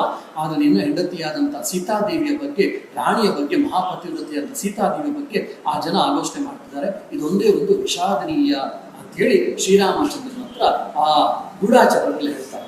ಇದಕ್ಕಿಂತ ಮುಂಚೆ ನಾವು ಸ್ವಲ್ಪ ಏನಾದ್ರು ಹಿಂದೆ ಹೋದ್ವಿ ಅಂತಂದ್ರೆ, ರಾವಣನ ಸಂಹಾರ ಆದ್ಮೇಲೆ ಜೋರಾಗಿ ಇದನ್ನೆಲ್ಲ ಆಲೋಚನೆ ಮಾಡಿದ್ದ ಅಂತ ಕಾಣುತ್ತವನು. ಅದಕ್ಕೆ ಅವನು ಜೋರಾಗಿ ಹೇಳ್ತಾನೆ, ಏನಪ್ಪಾ ಅಂತಂದ್ರೆ, ಎಲೆ ಧರ್ಮಸ್ಥಳೆ, ಆ ಸಂಸ್ಕೃತ ಇದೆ, ನಾನು ಕನ್ನಡದಲ್ಲಿ ಅಷ್ಟೇ ಹೇಳ್ತೀನಿ, ಎಲ್ಲರಿಗೂ ಅರ್ಥ ಆಗ್ಲಿ ಅಂತ. ಎಲೆ ಧರ್ಮಜ್ಞಳೆ, ನೀನಿನ್ನೂ ಬದುಕಿರುವುದು ನನ್ನ ಅದೃಷ್ಟ. ರಾವಣನ ಸಂಹಾರ ನಾನು ಮಾಡಿದ್ದೀನಿ, ನನಗೆ ಜಯ ಉಂಟಾಗಿದೆ, ನಿನಗಿನ ಮೇಲಿಂದ ದುಃಖ ಬೇಡ. ಲಂಕೆ ಈಗ ನನ್ನ ವಶದಲ್ಲಿದೆ, ರಾವಣನ ಮನೆಯಲ್ಲಿದ್ದೆ ಅಂತ ನೀನು ಗಾಬರಿ ಪಡಬೇಕಾಗಿಲ್ಲ ಅಂತ ಇದನ್ನು ಜೋರಾಗಿ ಹನುಮಂತನಿಗೆ ಸಂದೇಶವನ್ನು ಕೊಡ್ತಾ, ಅಲ್ಲಿದ್ದಂತ ವಾನರರಿಗೆ ಮತ್ತು ಬೇರೆ ಬೇರೆ ರಾಕ್ಷಸರ ಸೈನ್ಯ ಎಲ್ಲ ಜನರಿಗೂ ಕೇಳಿಸುವ ಹಾಗೆ ಮಾತಾಡ್ತಾನೆ ರಾಮ. ಸಾಮಾನ್ಯವಾಗಿ ಇಂಥ ಸಂದೇಶಗಳನ್ನ ಕೊಡಬೇಕಾದ್ರೆ ನಾವು ಗೋಪ್ಯವಾಗಿ ಕೊಡ್ತೀವಿ, ಇಲ್ಲ ಸರಳವಾಗಿ ಕೊಡ್ತೀವಿ, ಇಲ್ಲ ತುಂಬಾ ಮೆಲುದನಲ್ಲಿ ಕೊಡ್ತೀವಿ. ಆದ್ರೆ ರಾಮ ಸೀತಾದೇವಿಗೆ ಹನುಮಂತನ ಹತ್ರ ಏನ್ ಹೇಳ್ಬೇಕು ಅಂತ ಹೇಳೋದನ್ನ ಇದನ್ನ ಇಷ್ಟು ಜೋರಾಗಿ ಹೇಳ್ತಾನೆ. ಅಂದ್ರೆ ಅರ್ಥ ಮುಂದೆ ಲೋಕಾಪವಾದ ಬರ್ತದೆ, ಹಾಗಾಗಿ ನಿನಗೆ ರೆಡಿ ಆಗ್ಬೇಕು ಅಂತೇಳಿ ಸೂಚ್ಯವಾಗಿ ಮಾತಾಡ್ತಿದ್ದಾನೆ. ಇನ್ನೊಂದು ಹೇಳ್ತಾನೆ, ನೀನು ರಾವಣನ ಮನೆಯಲ್ಲಿ ಸುಮಾರು 10 ತಿಂಗಳೇ ಇದ್ದೆ ಅಂತೇಳಿ ಗಾಬರಿ ಪಡಬೇಡ ಅಂತ ಹೇಳ್ತಾ ಇರೋದ್ರಿಂದ ನನಗೆ ನಿನ್ ಬಗ್ಗೆ ಯಾವ ಸಂಶಯವೂ ಇಲ್ಲ, ಆದ್ರೆ ಜನ ಸಂಶಯ ಪಡಬಹುದು, ಹಾಗಾಗಿ ನೀನು ಸ್ವಲ್ಪ ಹುಷಾರಾಗಿರ್ಬೇಕಾಗಿದೆ, ತಯಾರಿ ಆಗ್ಬೇಕಾಗಿದ್ದ ತುಂಬಾ ಸೂಚ್ಯವಾಗಿ ಪರೋಕ್ಷವಾಗಿ ಹೇಳಿ ಕಳಿಸ್ತಾನೆ ರಾಮಚಂದ್ರ ಹನುಮಂತನ ಹತ್ರ. ಆಮೇಲೆ ಹನುಮಂತನಿಗೆ ಒಂದು ಕಿವಿ ಮಾತನ್ನು ಹೇಳ್ತಾನೆ. ಈ ಮಾತು ಹೇಳಿದಾಗ ಸೀತೆಯಲ್ಲಿ ಯಾವ ರೀತಿಯಾದಂಥ ಪ್ರತಿಕ್ರಿಯೆಯನ್ನು ಕೊಡ್ತಾಳೆ ನೋಡ್ಕೊಂಬ ಅಂತ. ಸೀತೆ ಹತ್ರ ಹೋಗಿ ಹೇಳಿದಾಗ ಸೀತೆ ಒಂದೇ ಮಾತು ಹೇಳ್ತಾಳೆ, ಏನಂದ್ರೆ ನನ್ನ ಗಂಡನ ನೋಡಬೇಕು, ನನಗೆ ಇಷ್ಟ ಇದೆ ಅಂತ ಹೇಳುವುದು ಅಂತ ಹೇಳ್ತಾಳೆ. ಅದು ಬಿಟ್ಟರೆ ಯಾವ ಭಾವವಿಕಾರವನ್ನ, ಮನೋವಿಕಾರವನ್ನ ಅವಳು ಪ್ರದರ್ಶನ ಮಾಡುವುದಿಲ್ಲ. ಅದರ ಬಗ್ಗೆ ಹನುಮಂತ ಹೇಳಿದಾಗ ಅವನಿಗೆ ಸ್ಪಷ್ಟವಾಗುತ್ತೆ, ರಾಮನನ್ನು ಕಾಣ್ಬೇಕು ಅಂತ ಅವಳು ಕೂಡ ನನ್ನ ರೀತಿ ಆಲೋಚನೆ ಪಡ್ತಾ ಇದ್ದಾಳೆ, ಇಷ್ಟಪಡ್ತಾಳೆ, ತವಕ ಪಡ್ತಿದ್ದಾಳೆ ಅಂತ. ಇನ್ನೊಂದು ಪರೀಕ್ಷೆನ ಮಾಡಬೇಕು ಅಂತ ವಿಭೀಷಣನಿಗೆ ಪಟ್ಟಾಭಿಷೇಕವನ್ನು ಮಾಡಿಸಂತ ಲಕ್ಷ್ಮಣನ ಮೂಲಕ ಶ್ರೀರಾಮಚಂದ್ರ ವಿಭೀಷಣನಿಗೆ ಒಂದು ಆಜ್ಞೆನ ಹೊರಡಿಸ್ತಾನೆ. ಏನಂದ್ರೆ, ನನ್ನ ಹೆಂಡತಿಯಂತ ಸೀತಾದೇವಿಗೆ ಸ್ನಾನವನ್ನ ಮಾಡಿಸಿ, ಹಳೆಯ ಆಗಿರುವಂತ ಸೀರೆಯನ್ನ ಬದಲು ಮಾಡಿಸಿ, ಒಳ್ಳೆಯ ಸೀರೆಯನ್ನ ಅಂದ್ರೆ ರೇಷ್ಮೆ ಸೀರೆಯನ್ನು ಉಡಿಸಿ ಇರುವಂತಹ ಒಳ್ಳೆ ಬೆಲೆ ಬಾಳುವಂತಹ ಆಭರಣಗಳಿಂದ ಸಿಂಗಾರವನ್ನು ಮಾಡಿ ಮದುವಣಗಿತ್ತಿ ಅಂತ ಅವ್ನು ಕರ್ಕೊಂಡು ಬಾ, ಅದು ನನ್ನ ಆಜ್ಞೆ ಅಂತ ಹೇಳಿ ವಿಭೀಷಣ ಅಂತ ಹೇಳಿ ಕಳಿಸ್ತಾನೆ. ವಿಭೀಷಣ ತುಂಬಾ ಸಂತೋಷ ಆಯ್ತು. ಯಾಕೆ? ಒಂದು ಪ್ರಭು ಅಂತ ಶ್ರೀರಾಮನ್ ಸ್ವೀಕರಿಸಿದ್ದಾನೆ, ಸೀತಾದೇವನ ಜಗನ್ಮಾತೆ ಅಂತ ನೋಡ್ತಾ ಇದ್ದ. ಇನ್ನೊಂದು ಇವನು ರಾಜನಾದ್ರೆ ರಾಜ ಒಬ್ಬ ಸಾಮಾನ್ಯ ಸ್ತ್ರೀಯನ್ನು ಕರ್ಕೊಂಡು ಬರ್ಬೇಕಾದ್ರೆ ಯಾವ ರೀತಿಯಾದಂತಹ ಗೌರವ ತೋರಿಸ್ಬೇಕು ಅಂತ ಅವ್ನು ಗೊತ್ತಿತ್ತು. ಅದಲ್ಲದೆ ತನ್ನ ಪ್ರಭುವಿನ ಆಜ್ಞೆಯನ್ನು ಪಾಲಿಸಿದಂತಹ ನನಗೆ ಒಂದು ಕೃತಕೃತ್ಯತೆ ಆನಂದ ಸಿಗುತ್ತೆ ಅಂತ ಅವನು ಆಲೋಚನೆ ಮಾಡ್ತಾನೆ. ಹಾಗಾಗಿ ಆ ಪೀತಾಂಬರಗಳನ್ನು ಇತ್ಯಾದಿಯನ್ನು ತೆಗೆದುಕೊಂಡು ಹೋಗ್ತಾನೆ. ಸೀತಾದೇವಿ ಹೇಳ್ತಾಳೆ, ಇದೆಲ್ಲ ಸರಿಯಲ್ಲ. ಯಾಕಂದ್ರೆ ನನ್ನ ಪತಿದೇವ ರಾಮ ಅವನು ಕೂಡ ನಾಲ್ಗುಡಿನ ಎಷ್ಟೋ ವರ್ಷಗಳಿಂದ ಹುಟ್ಟಿದ್ದಾನೆ. ಅವ್ನು ಶೇವಿಂಗ್ ಮಾಡ್ಕೊಂಡಿಲ್ಲ, ತಲೆಯೆಲ್ಲ ಕೂದಲು ಗಂಟು ಕಟ್ಟಿರುತ್ತೆ, ಅವ್ನು ಶೇವಿಂಗ್ ಮಾಡ್ಕೊಂಡಿಲ್ಲ. ಅವನು ಯುದ್ಧವನ್ನು ಮುಗಿದಿದೆ, ಅವನು ಸ್ನಾನವನ್ನು ಕೂಡ ಮಾಡಿದ್ದಾನೋ ಇಲ್ವೋ. ಅಂತಹ ಸಮಯದಲ್ಲಿ ನಾನು ಪೀತಾಂಬರವನ್ನು ಉಟ್ಟು ಬೆಲೆ ಬಾಳುವಂತಹ ಆಭರಣಗಳನ್ನು ಉಟ್ಕೊಂಡು ನಾನೇಂದ್ರೂ ಓದೋದು ತಪ್ಪಾಗುತ್ತೆ ವಿಭೀಷಣ, ಹಾಗಾಗಿ ಶ್ರಮಿಸುವುದು ಅಂತ. ಯಾಕಂದ್ರೆ ನಾವ್ ಯಾರಾದ್ರೂ ಸಪ್ತ ಮನೆಗೆ ಹೋಗ್ಬೇಕಾದ್ರೆ, ಯಾರಿಗಾದ್ರೂ ಒಂದು ಹುಷಾರಿಲ್ಲ ಅಂತಂದ್ರೆ, ಇಲ್ಲ ಇನ್ನೊಬ್ರು ಯಾರು ಕಳೆದೋಗಿರ್ತಾರೆ, ಸಡನ್ ಆಗಿ ಸಿಕ್ಕಿದ್ರೆ ನಾವು ನೋಡಕ್ ಅಂತ ಹೋದಾಗ ನಾವು ಮೇಕಪ್ ಎಲ್ಲ ಮಾಡ್ಕೊಂಡು ಹೋಗಲ್ಲ, ಹೇಗಿರ್ತೀವೋ ಹಾಗೆ ಹೊರಟೋಗ್ತಿರ್ತೀವಿ. ಯಾಕಂದ್ರೆ ಆ ಸಮಯ ಆ ತರ ಇರ್ತದೆ, ನಾವು ಮದುವೆ ಮನೆಗೆ ಹೋದಂತ ರೀತಿಲಿ ಹೋಗಲ್ಲ. ಆ ರೀತಿಯಲ್ಲಿ ಸೀತೆ ಸ್ಪಷ್ಟವಾಗಿ ಹೇಳ್ತಾಳೆ. ಅದು ವಿಭೀಷಣ ಹೇಳ್ತಾನೆ, ನೋಡಿದು ರಾಮನ ಆಜ್ಞೆ ಅಂತ ಹೇಳಿ ಕಳಿಸಿದ್ದಾನೆ, ನಾನು ಇದನ್ನು ಮಾಡೋದ್ರಿಂದ ನನಗೆ ನನ್ನ ಪ್ರಭುವಿನ ಆಜ್ಞೆಯನ್ನ ಪರಿಪಾಲಿಸಿದಂಗೆ ಆಯ್ತು ಅಂತ ನನಗೊಂದು ಸಂತೋಷ ಸಿಗುತ್ತೆ. ಈಗ ರಾಮ ಹೇಳಿದ್ರಿಂದ ನಿನಗೆ ಅವ್ನ ಗಂಡ ಪತಿದೇವ, ನೀನು ಇದನ್ನು ಮಾಡೋದ್ರಿಂದ ಪತಿದೇವನ ಆಜ್ಞೆಯನ್ನ ನೀನು ಪ್ರತಿಪಾಲಿಸಿದಂಗೆ ಆಗುತ್ತೆ, ಹಾಗೆ ದಯವಿಟ್ಟು ಇದನ್ನು ಮಾಡುವಂತ. ವಲ್ಲದ ಮನಸ್ಸಿನಿಂದ ಸೀತೆ ಸ್ನಾನವನ್ನು ಮಾಡಿ, ಮಂಗಳ ಸ್ನಾನವನ್ನು ಮಾಡಿ, ಹೊಸ ಬಟ್ಟೆಯನ್ನು ಉಟ್ಕೊಂಡು ಬೆಲೆ ಬಾಳುವಂತ ಆಭರಣಗಳನ್ನು ಉಟ್ಕೊಂಡು ಆಚೆಗೆ ಬರ್ತಾಳೆ. ಅದು ನೋಡಿದಷ್ಟು ಎಲ್ಲ ರಾಕ್ಷಸರಿಗೆ ಮತ್ತೆ ಪಲ್ಲಕ್ಕಿಯಲ್ಲಿ ಕರ್ಕೊಂಡು ಬರ್ತಾರೆ ರಾಕ್ಷಸರು. ಮತ್ತೆ ಆ ಬಲೂಕ ಅಂತ ಏನ್ ಹೇಳ್ತಿಲ್ಲ, ಆ ಕರಡಿಯ ಗುಂಪು ಮತ್ತೆ ಬೇರೆ ಬೇರೆ ಪ್ರಾಣಿಗಳ ಮತ್ತೆ ವಿಶೇಷವಾಗಿ ವಾನರ ಸೈನ್ಯ ಎಲ್ಲವೂ ಕೂಡ ಅಶ್ವೋದ್ಗಾರಗಳನ್ನ ಮಾಡುತ್ತೆ. ಆದ್ರೆ ಸೀತೆಯನ್ನು ನೋಡಿದಂತಹ ರಾಮನಿಗೆ ವಾಲ್ಮೀಕಿಗಳು ತುಂಬಾ ಚೆನ್ನಾಗಿ ಬರೀತಾರೆ. ಏನಪ್ಪಾ ಅಂದ್ರೆ ದೈನ್ಯಾವಸ್ಥೆ, ಶೋಕಾವಸ್ಥೆ ಮತ್ತೆ ಕೋಪ, ಈ ಮೂರು ಭಾಗಗಳು ಒಟ್ಟೊಟ್ಟಿಗೆ ರಾಮನಿಗಾಯ್ತು ಅಂತ ಕೇಳಿ, ರಾಮನಿಗಾಯ್ತು ಅಂತ ಹೇಳಿ ವಿಭೀಷಣರು ತುಂಬಾ ಚೆನ್ನಾಗಿ, ಆಮೇಲೆ ವಾಲ್ಮೀಕಿಗಳು ತುಂಬಾ ಚೆನ್ನಾಗಿ ಬರೀತಾರೆ. ಯಾಕೆ ಅವನಿಗೆ ನೋವಾಗಿತ್ತು ಅಂದ್ರೆ, ನನ್ನ ಸೀತೆ, ನನ್ನ ಪತ್ನಿಯಾದ ಸೀತೆ ಎಷ್ಟೆಲ್ಲ ಕಷ್ಟಗಳನ್ನು 10-11 ತಿಂಗಳಲ್ಲಿ ಅನುಭವಿಸ್ಬೇಕಾಯ್ತಲ್ಲ ಅಂತ ಒಂದು ನೋವು. ಇನ್ನೊಂದು ದೈನ್ಯಾವಸ್ಥೆ, ನನ್ನ ಪರಾಕ್ರಮಕ್ಕೆ ಧಿಕ್ಕಾರವಿರಲಿಲ್ಲ, ನಾನು ರಾಮ ಏನ್ ಬೇಕಾದ್ರೂ ಮಾಡಬಲ್ಲೆ ಅಂತ ಹೇಳ್ತಾರೆ, ಅವತಾರ ಪುರುಷ ಅಂತ ಹೇಳ್ತಾರೆ, ಇಕ್ಷ್ವಾಕು ವಂಶದಲ್ಲಿ ಹುಟ್ಟಿದ ಅಂತ ಹೇಳ್ತಾರೆ. ಆದ್ರೆ ನನ್ನ ಪತ್ನಿಯನ್ನ ರಕ್ಷಿಸ್ಕೊಳಕ್ ಆಗ್ಲಿಲ್ಲ, ನನ್ನ ಪರಾಕ್ರಮಕ್ಕೆ ಧಿಕ್ಕಾರವಿರಲಿ, ಎಂತ ದೈನ್ಯಾವಸ್ಥೆ ಇವಳದು ಮತ್ತೆ ನಂದು ಅಂತ ಹೇಳಿ. ಅದಲ್ಲದೆ ಇಂತಹ ಸಮಯದಲ್ಲಿ ನಾನು ಇವಳು ಪರೀಕ್ಷೆ ಮಾಡಬೇಕು ಅಂತ ಹೇಳಿ ಕಳಿಸಿದ್ದೆ, ವಿಭೀಷಣ ಗೊತ್ತಾಗ್ಲಿಲ್ಲ, ಅದು ಇವಳಿಗೂ ಗೊತ್ತಾಗ್ಲಿಲ್ವಾ, ಇವಳು ಪೀತಾಂಬರ ಮುಟ್ಟು ಆಭರಣ ಮುಟ್ಟು ಬಂದಿದ್ದಾರಲ್ಲ ಅಂತ. ಈ ಮಹಾಪುರುಷರ ಜೀವನಗಳನ್ನ, ಈ ಮಹಾಪುರುಷರ ಆಲೋಚನೆಗಳನ್ನ, ಚಿಂತನೆಗಳನ್ನ ನಾವು ಅರ್ಥ ಮಾಡ್ಕೊಳ್ಳಿಕ್ಕೆ ಸಾಮಾನ್ಯವಾಗಿ ಸಾಧ್ಯ ಆಗೋದಿಲ್ಲ. ಹಾಗಾಗಿ ಅವನಿಗೆ ಕೋಪ ಬಂತು. ಹರ್ಷೋ ದೈನಂಚ ರೋಷತ್ರಯಂ ರಾಗಂ ಆವಿಶತ್ ಅಂತ ಹೇಳಿ ವಾಲ್ಮೀಕಿ ಮುನಿಗಳು ತುಂಬಾ ಸ್ಪಷ್ಟವಾಗಿ ಹೇಳ್ತಾರೆ. ಹತ್ರ ಬಂದಾಗ ಅವಳು ಹೇಳ್ತಾನೆ, ನೋಡು, ನಾನು ಇದು ನಿನಗೋಸ್ಕರ ಎಲ್ಲ ಮಾಡಿದ್ದಲ್ಲ, ಏನಕ್ಕೆ ಮತ್ತೆ ನಾನು ಮಾಡಿದೆ, ನನ್ನ ಪೌರುಷವನ್ನ ತೋರಿಸ್ಲಿಕ್ಕೆ, ನನ್ನ ಪರಾಕ್ರಮವನ್ನ ತೋರಿಸ್ಲಿಕ್ಕೆ ಮತ್ತು ಕುಲದ ಮರ್ಯಾದೆಯನ್ನ ಕಾಪಾಡ್ಲಿಕ್ಕೆ ಅಷ್ಟೇ ನಾನು ಮಾಡಿದೆ, ಬಿಟ್ರೆ ಇದನ್ನು ನಿನಗೋಸ್ಕರ ಮಾಡಲಿಲ್ಲ ಅಂತ ಸೀತಾದೇವಿಗೆ ರಾಮ ಎಲ್ಲರ ಸಮಕ್ಷಮದಲ್ಲೂ ಹೇಳ್ತಾನೆ. ಭಾಷೆ ಆಲೋಚನೆ ಮಾಡಿ 11 ತಿಂಗಳಾದ್ಮೇಲೆ ನಮ್ಗೆ ಅತ್ಯಂತ ಪ್ರೀತಿ ಪಾತ್ರಗಳು ಅಂತ ಅನ್ಸ್ಕೊಂಡಿರುವಂಥವ್ರು ನಮಗೆ ಸಿಕ್ಕಿರ್ತಾರೆ. ಆ ಸಮಯ ನಾನು ನಿಮಗೋಸ್ಕರ ನಾನು ಬರಲಿಲ್ಲ, ಬೇರೆಯವ್ರಿಗೋಸ್ಕರ ಬಂದೆ, ಇಲ್ಲ ಸುಮ್ಮನೆ ಕ್ಯಾಶುವಲ್ ಆಗಿ ಬಂದೆ ಅಂದ್ರೆ ನಮ್ಗೆ ಹೆಂಗಾಗುತ್ತೆ. ನಾವಂತ ಅದ್ರ ಕಪಾಳ ಕೊಡ್ದು ಹೋಗ್ತೀವಿ, ಇಲ್ಲಾಂದ್ರೆ ನೀನೇ ರೈಟ್ ಹೇಳು ಅಂತೇಳಿ, ಇಲ್ಲ ನಾನು ರೈಟ್ ಹೇಳ್ತೀನಿ ನೀನು ರೈಟ್ ಹೇಳು ಅಂತ ಹೇಳ್ತೀವಿ. ಆದ್ರೆ ರಾಮ ಇದು ಹೇಳಿದಾಗ ತುಂಬಾ ಸಿಟ್ಟು ಬರುತ್ತೆ. ಆವಾಗ ನಾ ತ್ವದರ್ಥಂ ಮಯಾಕೃತಂ, ನನ್ನ ಧರ್ಮ ಇದು, ಹಂಗೆ ನಾನು ಮಾಡಿದೆ, ಬಿಟ್ರೆ ನಿನಗೋಸ್ಕರ ಮಾಡಿಲ್ಲ ಅಂತ ರಾಮ ಸೀತೆಗೆ ಹೇಳಿದಾಗ ಅವಳು ತುಂಬಾ ನೋವಾಗುತ್ತೆ, ಕೋಪನೂ ಬರುತ್ತೆ, ನೋವಾಗುತ್ತೆ.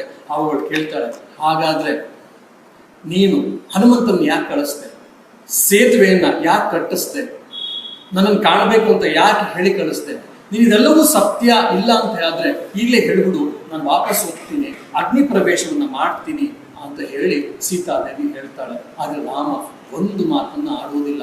ಅಷ್ಟೊತ್ತಾಗಲೇ ವಾಲ್ಮೀಕಿಗಳು ಅದನ್ನ ಹೇಳ್ತಾ ಇರ್ತಾರೆ. ಆ ಸಮಯದಲ್ಲೇ ಸೀತಾದೇವಿಗೆ ಹೇಳಿ ಕಳಿಸಿದ ತಕ್ಷಣವೇ ಅವನು ತುಂಬಾ ದುಃಖದ ಹೃದಯದಿಂದ ಅವನು ಕೆಳಗೆ ಬಗ್ಗಿಸಿ, ಕಣ್ಣೆಲ್ಲ ತೇವ ಆಗಿರುತ್ತೆ, ಏನೋ ಆಕಾಶ ಮುಗಿಸಿ ಬಿದ್ದವರು ಹಂಗೆ ಆಲೋಚನೆ ಮಾಡ್ತಿರ್ತಾನೆ. ರಾವಣನ ಸಂಹಾರ ಆಗಿದೆ, ಲಕ್ಷ್ಮಣನ ಮೂಲಕ ವಿಭೀಷಣ ಪಟ್ಟಾಭಿಷೇಕ ಆಗಿದೆ, ಸೀತಾದೇವಿಗೆ ಬರೋಕ್ಕೆ ಹೇಳಿ ಕಳಿಸಿದ್ದಾನೆ. ಅಂತ ಸಮಯದಲ್ಲಿ ಯಾರಾದ್ರೂ ಆಗಲಿ ಆನಂದವನ್ನ ವ್ಯಕ್ತಪಡಿಸೋದು ಸಾಮಾನ್ಯ. ಆದ್ರೆ ಇವನು ಸೀತಾದೇವಿಗೆ ಹೇಳಿ ಕಳಿಸಿದ ತಕ್ಷಣವೇ ವಾಲ್ಮೀಕಿ ತುಂಬಾ ಚೆನ್ನಾಗಿ ಹೇಳ್ತಾರೆ, ರಾಮ ಏನೋ ತನ್ನ ಮೇಲೆ ಒಂದು ದೊಡ್ಡ ಕಷ್ಟ ಇನ್ನೊಂದು ಕಾದಿದೆ ಅಂತ ಅವನಿಗೆ ಅನಿಸ್ತಾ ಇತ್ತು. ಹಾಗಾಗಿ ಅವನು ತಲೆ ಕೆಳಗೆ ಹಾಕಿಬಿಟ್ಟು ಅಶ್ರುಧಾರಿತನಾಗಿ ಭೂಮಿಯನ್ನು ನೋಡ್ತಾ ಇದ್ದ. ಆಕಾಶವೇ ಮುಗಿಚು ಬಿದ್ದಂತೆ ಇದ್ದ. ನಮಗೆ ಅವ್ರಿಗೆ ಪ್ರಾಯಶಃ ರಾಮನ್ ಗೊತ್ತಿದ್ದು ಮುಂದೆ ಈ ರೀತಿಯಾದಂತಹ ಲೋಕಾಪವಾದಗಳು ಬರಬಹುದು, ಹಾಗಾಗಿ ನಾನು ತಯಾರಿ ಆಗಬೇಕು, ಮತ್ತೆ ನನ್ನ ಪತ್ನಿ ಸೀತಾದೇವಿ ಕೂಡ ತಯಾರಿ ಆಗಬೇಕು ಅಂತ ಹೇಳಿ. ಇದೇ ಸಮಯದಲ್ಲೇ ಸೀತೆ ಪ್ರತಿಜ್ಞೆಯನ್ನು ಮಾಡ್ತಾಳೆ. ರಾಮ, ಪ್ರಾಯಶಃ ನನ್ನ ಬಗ್ಗೆ ನಿನ್ಗೇನು ಶಂಕೆ ಬಂದಿರಬೇಕು ಅಲ್ವಾ ಅಂತ ಹೇಳಿ ಅವನು ಆಲೋಚನೆ ಮಾಡ್ತಿದ್ದಾಗ ದಶರಥ ಮಹಾರಾಜ ಅವರು ಪ್ರತ್ಯಕ್ಷ ಅಂತಾನೆ. ಸತ್ತೋಗಿರುವಂತಹ ಇಲ್ಲ ಪಿತೃಲೋಕದಂತಹ ದಶರಥ ಮಹಾರಾಜ ಪ್ರತ್ಯಕ್ಷನಾಗಿ, ಅಮ್ಮ ನಿನಗೆ ಯಾವುದೇ ರೀತಿಯಾದಂತಹ ನಿನ್ನ ಮೇಲೆ ಸಂದೇಹ ಇಲ್ಲ ರಾಮನಿಗೆ, ಅದು ಲೋಕಾಪವಾದವನ್ನು ತಪ್ಪಿಸ್ಲಿಕ್ಕೋಸ್ಕರ ಎಲ್ಲರ ಮುಂದೆಯೂ ಕೂಡ ನನಗೆ ವೀಕ್ನೆಸ್ ಇದೆ, ರಾಜನಿಗೆ ವೀಕ್ನೆಸ್ ಇದೆ, ರಾಮನಿಗೆ ವೀಕ್ನೆಸ್ ಇದೆ ಅಂತ ಅನ್ಕೋಬಾರ್ದು, ಜನ ತಪ್ಪಾಗಿ ತಿಳ್ಕೊಳ್ಬಾರ್ದು, ಇದೆಲ್ಲವನ್ನು ಮಾಡ್ತೀನಿ ಬಿಟ್ರೆ ನಿನಗೆ ಯಾವುದೇ ರೀತಿ ನಿನ್ನ ಬಗ್ಗೆ ತಪ್ಪು ಕಲ್ಪನೆ ಇಲ್ಲ, ಅವನಿಗೆ ನಿನ್ನ ಶೀಲದ ಬಗ್ಗೆ ಅವ್ನಿಗೆ ಯಾವುದೇ ರೀತಿಯಾದಂಥ ಸಂದೇಹ ಇಲ್ಲ, ಇದನ್ನ ಅರ್ಥ ಮಾಡ್ಕೊಂತ ದಶರಥ ಮಹಾರಾಜ ಕಾಣಿಸ್ಕೊಂಡು ಹೇಳ್ತಾನೆ. ಅವಾಗ ಸೀತೆ ರಾಮನ ಇಂಗಿತ ಅರ್ಥ ಆಗುತ್ತೆ. ಅವಳು ಪ್ರತಿಜ್ಞೆ ಮಾಡ್ತಾಳೆ ಏನಂತಂದ್ರೆ, ರಾವಣ ನನ್ನನ್ನು ಅಪಹರಣ ಮಾಡುವಂತ ಸಮಯದಲ್ಲಿ ಅವನು ನನ್ನನ್ನು ಮುಟ್ಟಿದ್ದ, ಅದು ಒಂದ್ಸರಿ ಬಿಟ್ರೆ ಅಲ್ಲಿಂದ ಇಲ್ಲಿವರೆಗೂ 10 ತಿಂಗಳ ಸಮಯದಲ್ಲಿ ಅವನು ಯಾವತ್ತೂ ನನ್ನನ್ನ ಮುಟ್ಟೂ ಇಲ್ಲ. ಒಂದನೇದು. ಎರಡನೇದು, ನಾನು ಮಾನಸಿಕವಾಗಿಯೂ ಕೂಡ ಪರಪುರುಷನನ್ನ ಯಾವ ಪುರುಷನನ್ನು ಕೂಡ ನನ್ನ ಆಲೋಚನೆಯೂ ಮಾಡಿಲ್ಲ. ಇನ್ನು ಕಾಮ ವಿಕಾರವ ನನ್ನ ಮನಸ್ಸಲ್ಲಿ ಬರೋ ವಿಷಯ ಇರಲಿ, ಪರಪುರುಷನನ್ನು ಯಾರನ್ನೂ ನಾನು ಕಂಡೂ ಇಲ್ಲ, ಮತ್ತೆ ಯಾರನ್ನೂ ಆಲೋಚಿಸಿಯೂ ಇಲ್ಲ. ಇದು ನಿನಗೆ ತಿಳಿತಾ ಇಲ್ಲ ಅಂದ್ರೆ ರಾಮಚಂದ್ರ, ನಾನು ಬದುಕಿದ್ರು ಸತ್ತಂತೆ ಸರಿ ಅಂತ ಹೇಳ್ತಾನೆ. ಮತ್ತೆ ನೀನು ಬೇಡವಾಗಿದ್ರೆ ಇದನ್ನೆಲ್ಲ ಯಾಕೆ ಮಾಡಿದೆ ಹೇಳು ಅಂತ ಹೇಳ್ಬಿಟ್ಟು, ಲಕ್ಷ್ಮಣ ನನ್ನ ದುಃಖಕ್ಕೆ ಕೊನೆ ಬಂತು ಅಂತ ಅನ್ಕೊಂಡೆ, ಇನ್ನು ಕೊನೆಯಿಂದ ಈಗಲೇ ಅಗ್ನಿಯನ್ನ ನಿನ್ನ ಬಾಣದ ಶಕ್ತಿಯಿಂದ ಅಗ್ನಿಯನ್ನ ಪ್ರತಿಷ್ಠಿಸು, ನಾನು ಅಗ್ನಿ ಪ್ರವೇಶವನ್ನು ಮಾಡ್ತೀನಿ ಅಂತ ಹೇಳಿ ಲಕ್ಷ್ಮಣನ್ ಹೇಳ್ತಾನೆ. ಇದೆಲ್ಲ ಕೇಳಿದಂಥ ಸಮಯದಲ್ಲಿ ಲಕ್ಷ್ಮಣ, ವಿಭೀಷಣ, ಸುಗ್ರೀವ, ಅಂಗದ ಇನ್ನು ಬೇರೆ ಬೇರೆ ಎಲ್ಲ ಪ್ರಮುಖರು ಕೂಡ ಯಾಕೆ ಈ ರೀತಿ ರಾಮ ವಿಚಿತ್ರವಾಗಿ ಆಡ್ತಾ ಇದ್ದಾರೆ, ಸೀತಾದೇವಿ ಯಾಕೆ ಹಿಂಗೆ ಆಡ್ತಿದ್ದಾರೆ ಅಂತ ಅವ್ರಿಗೆ ಅರ್ಥ ಆಗ್ತಿಲ್ಲ. ಎಲ್ಲರೂ ಕೂಡ ಅಳ್ಳಿಕ್ಕೆ ಪ್ರಾರಂಭ ಮಾಡ್ತಾರೆ. ಲಕ್ಷ್ಮಣ ಕೂಡ ತನ್ನ ಅತ್ತಿಗೆ ಬಗ್ಗೆ ತುಂಬಾ ಅತೀವವಾದಂಥ ಶ್ರದ್ಧೆ ಗೌರವ ಇತ್ತು, ಅವನು ಕೂಡ ಅಳ್ಳಿಕ್ಕೆ ಪ್ರಾರಂಭ ಮಾಡ್ತಾನೆ. ಅದನ್ನು ಬೇರೆ ದಾರಿ ಇಲ್ಲ, ರಾಮನ ಕಡೆ ನೋಡ್ತಾನೆ. ರಾಮ ಸಿಗ್ನಲ್ ಕೊಡ್ತಾನೆ, ಹೌದು ನೀ ಅದನ್ನು ಮಾಡು ಅಂತ. ಆ ಸಮಯದಲ್ಲಿ ಅಗ್ನಿಯನ್ನು ಪ್ರತಿಷ್ಠಾಪಿಸ್ತಾರೆ, ಅಂದ್ರೆ ತನ್ನ ಬಾಣದ ಶಕ್ತಿಯಿಂದ. ಅವಾಗ ರಾಮ ಆಮೇಲೆ ಸೀತೆ ಅಗ್ನಿ ಪ್ರವೇಶವನ್ನು ಮಾಡ್ತಾಳೆ. ಕೆಲವು ಕ್ಷಣದಲ್ಲಿ ಅಗ್ನಿದೇವರು ಪ್ರತ್ಯಕ್ಷರಾಗಿ, ಇವಳು ತುಂಬಾ ಅತ್ಯಂತ ಪವಿತ್ರಳಪ್ಪ, ಇವಳಲ್ಲಿ ಯಾವುದೇ ರೀತಿಯಾದಂಥ ಒಂದು ಚೂರು ಕೂಡ ಕಲ್ಮಶ ಇಲ್ಲ, ನೀವು ಸ್ವೀಕರಿಸು ಅಂತ ಹೇಳಿದಾಗ ಇಡಿಯಲ್ಲಿದ್ದಂಥ ಸೈನ್ಯ ಮತ್ತು 100,000 ಜನ ಯಾರ್ಯಾರು ಇದ್ರು, ವಾನರ ಸೈನ್ಯ, ರಾಕ್ಷಸ ಸೈನ್ಯ, ರಾಮನ್ಗೆ ಮತ್ತು ಸೀತೆಗೆ ಅಶೋದ್ಗಾರಗಳನ್ನು ಜೈಕಾರಗಳನ್ನು ಕೂಗ್ತಾರೆ. ಅವಾಗ ಸೀತಾದೇವಿಯನ್ನು ಸ್ವೀಕರಿಸ್ತಾರೆ. ಸೀತಾದೇವಿಯನ್ನು ಸ್ವೀಕರಿಸಿದ ಮೇಲೆ ಅವಾಗ ಆಕಾಶದಲ್ಲಿ ಹಲವಾರು ದೇವತೆಗಳು ಪ್ರತ್ಯಕ್ಷರಾಗಿ, ರಾಮ ನೀನು ಮಾಡಿದ್ದು ಸರಿಯಾ ಅಂತ ನೀನು ಕೇಳಿದಾಗ, ನನಗೆ ಸೀತೆಯ ಬಗ್ಗೆ ಯಾವುದೇ ರೀತಿಯಾದಂತಹ ಸಂದೇಹಗಳಿಲ್ಲ, ಲೋಕಾಪವಾದಕ್ಕೆ ಹೆದರಿ ನಾನು ಇದನ್ನು ಮಾಡ್ತಾ ಇದ್ದೀನಿ ಅಂತ ಹೇಳ್ತಾ ಒಂದು ಮಾತನ್ನು ತುಂಬಾ ಚೆನ್ನಾಗಿ ಹೇಳ್ತಾನೆ ರಾಮ. ಏನಂತಂದ್ರೆ ಅವನೊಂದು ಉಪಮೆಯನ್ನು ಕೊಡ್ತಾನೆ. ಏನಪ್ಪಾ ಅಂದ್ರೆ, ಸೂರ್ಯ ಮತ್ತೆ ಸೂರ್ಯನ ಕಿರಣವನ್ನ ಯಾವ ರೀತಿ ಪ್ರತ್ಯೇಕ ಮಾಡ್ಲಿಕ್ಕೆ ಆಗೋದಿಲ್ವೋ, ನೀರು ಮತ್ತೆ ಅಲೆಯನ್ನ ಯಾವ ರೀತಿ ಪ್ರತ್ಯೇಕ ಮಾಡ್ಲಿಕ್ಕೆ ಆಗಲ್ವೋ, ಅದೇ ರೀತಿ ರಾಮ ಮತ್ತು ಸೀತೆಯನ್ನ ಪ್ರತ್ಯೇಕ ಮಾಡ್ಲಿಕ್ಕೆ ಸಾಧ್ಯವೇ ಇಲ್ಲ. ನನ್ನನ್ನು ಬಿಟ್ಟು ಸೀತೆ ಇರಕ್ಕೆ ಸಾಧ್ಯ ಇಲ್ಲ, ಸೀತೆಯನ್ನು ಬಿಟ್ಟು ನಾನು ಇರ್ಲಿಕ್ಕೆ ಸಾಧ್ಯ ಇಲ್ಲ. ಯಾಕಂದ್ರೆ ನನ್ನೊಳಗೆ ಸೀತೆ ಇದ್ದಾಳೆ, ನನ್ನ ಹೃದಯದಲ್ಲಿ ಸೀತೆ ಹೃದಯದಲ್ಲಿ ನಾನೇ ಇದ್ದೀನಿ ಅಂತ ನನಗೆ ಸ್ಪಷ್ಟವಾಗಿದೆ ದೇವತೆಗಳೇ. ಆದ್ರೆ ಲೋಕಾಪವಾದಕ್ಕೆ ಹೆದರಿ ನಾನು ಇದನ್ನು ಮಾಡಿದೆ, ಅಷ್ಟು ಬಿಟ್ರೆ ಇನ್ಯಾವುದಕ್ಕೂ ಇಲ್ಲ ಅಂತೇಳಿ ಶ್ರೀಲಂಕಾದಲ್ಲಿ ನಡೆದಂತಹ ಘಟನೆ ಸಮಯದಲ್ಲಿ ಇದನ್ನು ಹೇಳಿರ್ತಾರೆ. ಇಂತಹ ಶ್ರೀರಾಮಚಂದ್ರ ಸೀತಾದೇವಿಯನ್ನು ಯಾಕೆ ಕಳಿಸ್ಬೇಕಾಗತ್ತೆ ಅಂದ್ರೆ, ಕೊನೆಗೆ ಲೋಕಾಪವಾದಕ್ಕೆ ಹೆದರಿ. ಯಾಕೆ ಜನ ಹೇಳ್ಬಿಟ್ಟಿರ್ತಾರೆ, ಇವನು ರಾಜ ಪ್ರತ್ಯಕ್ಷ ದೇವತ, ರಾಜ ದೇವರ ಸಮ, ರಾಜ ಮಾಡ್ದಂಗೆ ನಾವು ಮಾಡಬೇಕು. ರಾಜ ಏನ್ ಮಾಡ್ತಿದ್ದಾನೆ, ತನ್ನ ಹೆಂಡತಿಯನ್ನ ತನ್ನ ತೊಡೆ ಮೇಲೆ ಕೂರಿಸ್ಕೊಂಡಿದ್ದಾನೆ. ಪರ ಪುರುಷನ ಮನೇಲಿ ಇದ್ದಿದ್ರು ಕೂಡ ಇನ್ಮೇಲೆ ನಮ್ಮ ಹೆಂಡತಿಗಳು ಕೂಡ ಏನಾದ್ರು ಹೇಳ್ತೇವೆ, ವಿಚಾರದ ಕೆಲಸವನ್ನು ಮಾಡಿದ್ರೆ, ಅನೈತಿಕ ಜೀವನವನ್ನು ಕೆಲಸವನ್ನು ಯಾರಾದ್ರೂ ಮಾಡಿದ್ರೆ ನಾವು ಕೂಡ ಅದನ್ನೇ ಮಾಡ್ಬೇಕಾಗತ್ತೆ. ಯಾಕೆ ರಾಮ ಮಾಡಿದ್ದ, ನಾವು ಅದನ್ನೇ ಮಾಡ್ತೀವಿ ಅಂತ ಹೇಳಿರೋದ್ರಿಂದ ನನ್ನಿಂದ ಜನರು ಅಧರ್ಮ ಮಾರ್ಗಕ್ಕೆ ಹೋಗ್ತಾರೆ, ನನ್ನಿಂದ ನಾಗರಿಕತೆ ಹಾಳಾಗುತ್ತೆ ಅನ್ನುವಂಥ ಒಂದೇ ಒಂದು ಉದ್ದೇಶದಿಂದ ನನಗೆ ತೊಂದರೆ ಆದ್ರೂ ಪರವಾಗಿಲ್ಲ, ಜನರು ಸರಿಯಾಗಿರ್ಬೇಕು, ಧರ್ಮದ ರಕ್ಷಣೆಯನ್ನ ಮಾಡಬೇಕು, ಯಾಕಂದ್ರೆ ಧರ್ಮದ ದಂಡವನ್ನ ಇಟ್ಕೊಂಡಿರ್ತೀನಿ ನಾನು ರಾಜನಾಗಿರುವನು ಅಂತ ಹೇಳಿ ಅಂತ ಆಲೋಚನೆಯನ್ನ ಮಾಡಿ ಏನ್ ಮಾಡ್ತಾನೆ ಗೊತ್ತೇನು, ಲಕ್ಷ್ಮಣನಿಗೆ ಹೇಳಿ ಕಳಿಸ್ತಾನೆ. ಲಕ್ಷ್ಮಣ ಬಂದಾಗ, ನೋಡು ನಿನ್ನ ಅತ್ತಿಗೆ ನಾನು ಹೇಳೋದನ್ನ ಸರಿಯಾಗಿ ಕೇಳಿಸ್ಕೊ ಅಂತ ಹೇಳಿ 3 ಜನ ತಮ್ಮದನ್ನು ಕರೆದು ಬಿಟ್ಟು ಏನೇನಾಯ್ತು ಗಂಟೆ ಅಂತ ಹೇಳ್ಬಿಟ್ಟು ಲಕ್ಷ್ಮಣನಿಗೆ ಹೇಳ್ತಾನೆ, ನಾಳೆ ಬೆಳಗ್ಗೆ ನೀನು ಯಾವುದೇ ರೀತಿಯ ಮಾತನ್ನು ಹೇಳಬಾರ್ದು, ನೀನು ಸುಮಂತ್ರ ಇಬ್ರು ಕೂಡ ನಿನ್ನ ಅತ್ತಿಗೆಯನ್ನ ಕರೆದುಕೊಂಡು ಹೋಗಿ ಗಂಗಾ ನದಿಯ ದಡದಲ್ಲಿರುವಂತಹ ವಾಲ್ಮೀಕಿ ಮುನಿಗಳ ಆಶ್ರಮಕ್ಕೆ ಕರ್ಕೊಂಡು ಹೋಗಿ ಬಿಡಬೇಕು ಅಂತ ಸ್ಪಷ್ಟವಾಗಿ ಹೇಳ್ತಾನೆ. ಅದು ಮತ್ತೆ ಯಾಕೆ 50-60-70% ಜನರು, ಸಾಮಾನ್ಯ ಜನರು ಸೀತೆಯ ಶಿರದ ಬಗ್ಗೆ ಶಂಕೆಯನ್ನು ಪಟ್ಟಿದ್ರಿಂದ ಅವನು ಪರಿತ್ಯಾಗ ಮಾಡ್ತಾ ಇದ್ದ ಅಂತ ಹೇಳಿಲ್ಲ. ಬದಲಾಗಿ ಸೀತೆಯನ್ನ ಬಿಟ್ಟು ಬಾ, ಸೀತೆ ಒಂದು ದಿವಸ ಆಶ್ರಮದಲ್ಲಿ ಇರಬೇಕು ಅಂತ ಆಲೋಚನೆ ಮಾಡಿದ್ಲು. ಅವಳ ಆಸೆ ನೆರವೇರಿಸಲಿಕ್ಕೋಸ್ಕರ ಕರ್ಕೊಂಡು ಹೋಗ್ತೀನಿ ಅಂತ ಅವಳು ಅನ್ಕೊಂಡಿರ್ತಾಳೆ. ಅದು ನೀನು ಸುಮ್ಮನೆ ಎಲ್ಲಂದರಲ್ಲಿ ಬಿಟ್ಟು ಬರಬೇಡ, ಗಂಗೆಯ ದಡದಲ್ಲಿರುವಂತಹ ವಾಲ್ಮೀಕಿ ಮುನಿಗಳ ಆಶ್ರಮದಲ್ಲಿ ಬಿಟ್ಟು ಬಾ. ಕೆಲವು ಸಮಯ ನಾನು ಮತ್ತೆ ಅವಳು ಇಬ್ರು ಕೂಡ ಅಗಲ್ಕೊಂಡಿರ್ತೀವಿ, ಅಂದ್ರೆ ನಾನು ಮತ್ತೆ ಅವಳು ಇಬ್ರು ಸಪರೇಟ್ ಆಗಿರ್ತೀವಿ. ಸಮಯ ಯಾವಾಗ ಸರಿಯಾಗುತ್ತೋ, ಜನರು ಯಾವಾಗ ಅವ್ರ ತಪ್ಪನ್ನು ಅರ್ಥ ಮಾಡ್ಕೊಳ್ತಾರೋ, ಸೀತೆಯ ಬಗ್ಗೆ ಅವ್ರಿಗೆ ಯಾವಾಗ ಸ್ಪಷ್ಟವಾಗಿ ಅರಿವಾಗುತ್ತೋ ಆ ಸಮಯದಲ್ಲಿ ಮತ್ತೆ ನಾನು ಸೀತಾದೇವಿನ ಕರೆಸ್ಕೊಳ್ತೀನಿ. ಹಾಗಾಗಿ ನನ್ನ ಆಜ್ಞೆಯನ್ನು ಪರಿಪಾಲಿಸು ಅಂತ ಹೇಳಿ ಲಕ್ಷ್ಮಣನಿಗೆ ರಾಮ ಸ್ಪಷ್ಟವಾಗಿ ಹೇಳ್ತಾನೆ. ಏನು ನೀವು ಸೀರಿಯಲ್ಗಳಲ್ಲಿ ನೋಡಿರ್ತಿಲ್ಲ, ಕಮಾನ್ ಸಾಗರ್ ತುಂಬಾ ಚೆನ್ನಾಗಿದೆ, ಇಲ್ಲ ಅಂತಿಲ್ಲ, ನಾನು ಕೂಡ ನೋಡಿದ್ದೀನಿ ತುಂಬಾ ದಿವಸ. ಈಗಲೂ ಕೂಡ ಆ ರಾಮಾಯಣದ ಮುಂದೆ ಯಾವ ರಾಮಾಯಣ ಇಲ್ಲ ಅಂತ ನಮಗೆಲ್ಲ ಭಾವನೆ. ಆದ್ರೆ ಅದರಲ್ಲಿ ನೀವು ನೋಡಿದ್ರು ಕೂಡ ಬೇರೆ ಬೇರೆ ರೀತಿ ಅಂತ ಬರುತ್ತೆ. ಸೀತಾದೇವಿನ ಕರ್ಕೊಂಡು ಹೋಗಿ ತುಂಬಾ ಗರ್ಭಿಣಿಯನ್ನ ಯಾವ್ದೋ ಒಂದು ಕಾಡಲ್ಲಿ ಬಿಟ್ಟು ಬಿಡ್ತಾರೆ, ಕೇರ್ ಆಫ್ ಅಡ್ರೆಸ್ ಇಲ್ಲ, ಅವಳು ಹತ್ತು ಮೂರ್ಛೆಯಾಗಿ ಬಿದ್ದು ಬಿಡ್ತಾಳೆ. ಕೊನೆಗೆ ವಾಲ್ಮೀಕಿ ಮುನಿಗಳು ತಪಶಕ್ತಿಯಿಂದ ಬರ್ತಾರೆ, ಇಲ್ಲ ಋಷಿಕುಮಾರ್ ನೋಡ್ಬಿಟ್ಟು ವಾಲ್ಮೀಕಿ ಮುನಿಗಳಿಗೆ ಹೇಳ್ತಾರೆ. ವಾಲ್ಮೀಕಿ ಮುನಿಗಳು ಅವಳ ಹೆಸರನ್ನ ಬದಲು ಮಾಡಿಸಿ ಕರ್ಕೊಂಡು ಹೋಗ್ತಾರೆ. ಮತ್ತೆ ಶತ್ರುಘ್ನ ಬಂದಿರ್ತಾನೆ, ಅವ್ರು ಯಾರಂತ ಗೊತ್ತಿರಲ್ಲ, ಅವರ ನಾಮಕರಣವನ್ನು ಮಾಡ್ತಾರೆ. ಇತ್ಯಾದಿಗಳೆಲ್ಲ ನಾವು ಸೀರಿಯಲ್ಗಳೆಲ್ಲ ನೋಡ್ತಾ ಇರ್ತೀವಿ. ಇದೆಲ್ಲವೂ ಕೂಡ ಸತ್ಯಕ್ಕೆ ದೂರವಾದ ಮಾತು.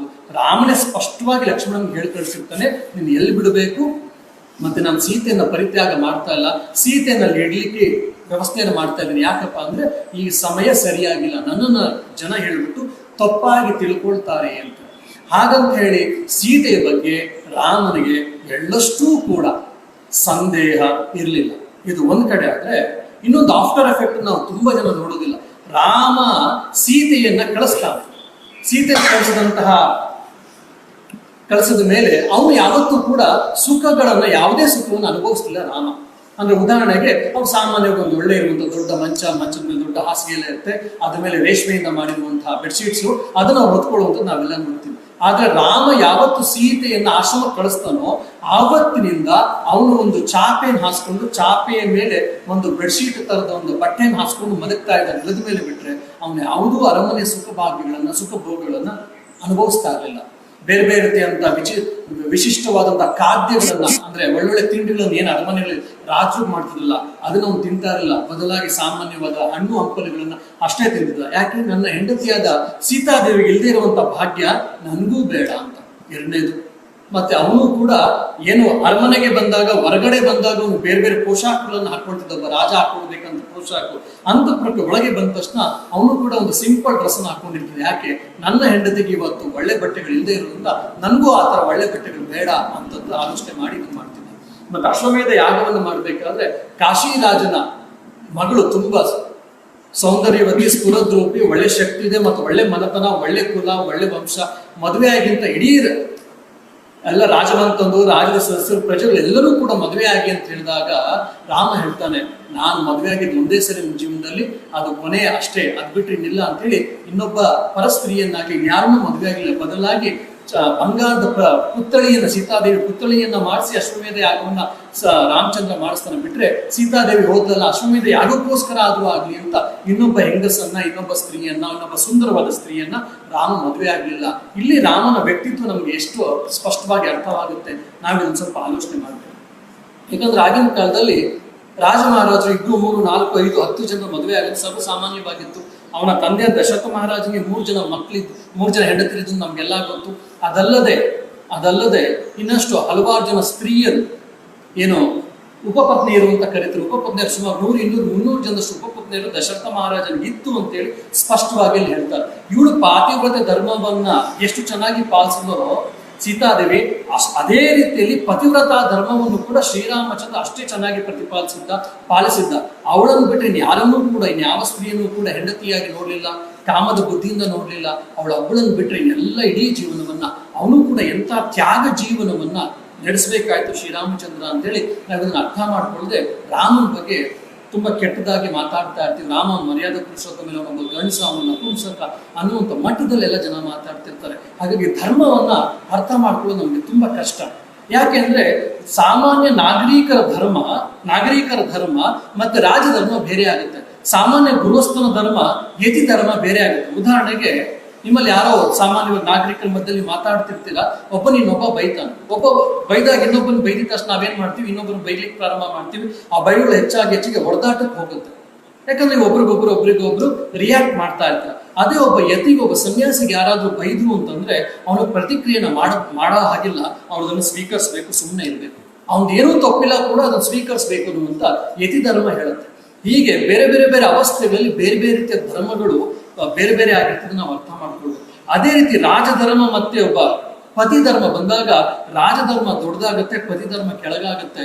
ಹಾಗಾಗಿ ಅವನು ರಾಜನಂತೆ ಚಿಂತೆ ಮಾಡಬೇಕಾಗುತ್ತೆ. ಬಿಟ್ರೆ ಅವನು ಪತಿಯಾಗೋ, ಒಬ್ಬ ತಂದೆಯಾಗೋ, ಒಬ್ಬ ಅಣ್ಣನಾಗೋ, ಒಬ್ಬ ಅಕ್ಕನಾಗೋ, ಒಬ್ಬ ತಂಗಿಯಾಗೋ ಆಲೋಚನೆಯನ್ನ ಮಾಡ್ಲಿಕ್ಕೆ ಆಗೋದಿಲ್ಲ. ಇದು ನಾವು ರಾಜಧರ್ಮದ ಬಗ್ಗೆ ಅರ್ಥ ಮಾಡ್ಬೋದು. ಇದಕ್ಕೆ ಪ್ರಾಯಶಃ ಒಂದು ಸಣ್ಣ ಉದಾಹರಣೆ ಕೊಟ್ಟು ನಾನು ಮುಗಿಸ್ತೀನಿ. ಮಹಾಭಾರತದಲ್ಲೂ ಕೂಡ ನಾವು ಇದನ್ನ ಕಾಣ್ಬೋದು ಸ್ಪಷ್ಟವಾಗಿ. ಮಹಾಭಾರತದಲ್ಲಿ ಇನ್ನೇನು ಕುರುಕ್ಷೇತ್ರ ಯುದ್ಧ ಪ್ರಾರಂಭ ಆಗಬೇಕು. ಹಿಂದಿನ ದಿವಸ ಗಾಂಧಾರಿ ಮತ್ತೆ ಕುಂತಿ ಇಬ್ರು ಕೂಡ ಬರ್ತಾರೆ ಕುರುಕ್ಷೇತ್ರಕ್ಕೆ ಬಂದು ಇಬ್ರು ಒಟ್ಟಿಗೆ ಒಂದೇ ರಥದಲ್ಲಿ ಬರ್ತಾರೆ. ಆದ್ರೆ ಕುರುಕ್ಷೇತ್ರದ ಎಂಟ್ರೆನ್ಸ್ ಅಲ್ಲಿ ಇಳಿದ್ಬಿಟ್ಟು ಇಬ್ರು ಕೂಡ ಅವರವರ ಸಪರೇಟ್ ಬಿಡಾರಗಳಲ್ಲಿ ಹೋಗ್ತಾರೆ. ಅಂದ್ರೆ ಪಾಂಡವರ ಬಿಡಾರಕ್ಕೆ ಕುಂತಿ ಹೋಗ್ತಾಳೆ, ಕೌರವರ ಬಿಡಾರಕ್ಕೆ ಗಾಂಧಾರಿ ಹೋಗ್ತಾಳೆ. ತಮ್ಮ ತಾಯಿಗಳು ಬಂದು ಇಬ್ರು ಕೂಡ ಸಂತೋಷ ಪಟ್ಟರು. ಒಬ್ಬೊಬ್ರು ಸಾಲಾಗಿ ಬಂದು ನಮಸ್ಕಾರವನ್ನು ಮಾಡ್ತಿದ್ದಾರೆ. ಗಾಂಧಾರಿ ದುರ್ಯೋಧನನಿಗೆ ನಮಸ್ಕಾರ ಮಾಡಿದಾಗ ಆಯುಷ್ಮಾನ್ ಭವ ಅಂತ ಹೇಳ್ತಾರೆ. ಅಂದ್ರೆ 100 ವರ್ಷ ಬಾಳು ಅಂತ. ಅದೇ ರೀತಿ ದುಶ್ಯಾಸನ ಇತ್ಯಾದಿಗಳೆಲ್ಲ ಬಂದವರಿಗೆಲ್ಲ ಆಯುಷ್ಮಾನ್ ಭವ ಅಂತ ತಾಯಿ ಆಶೀರ್ವಾದ ಮಾಡ್ತಿದ್ದಾಳೆ. ದುರ್ಯೋಧನ ಸಿಟ್ಟು ಬಂದ್ಬಿಡ್ತು. ದುರ್ಯೋಧನ ಹೇಳ್ತಾನೆ, ಅಮ್ಮ ನಾಳಿಂದ ಯುದ್ಧ ಪ್ರಾರಂಭ ಆಗಬೇಕಾಗಿದೆ. ಯಾವ ಸಮಯದಲ್ಲಿ ಯಾವ ಆಯುಧಗಳು ಬಂದು ನಮ್ಮ ಸಾಯಿಸ್ತಾವ ನಮ್ಗೆ ಗೊತ್ತಿಲ್ಲ.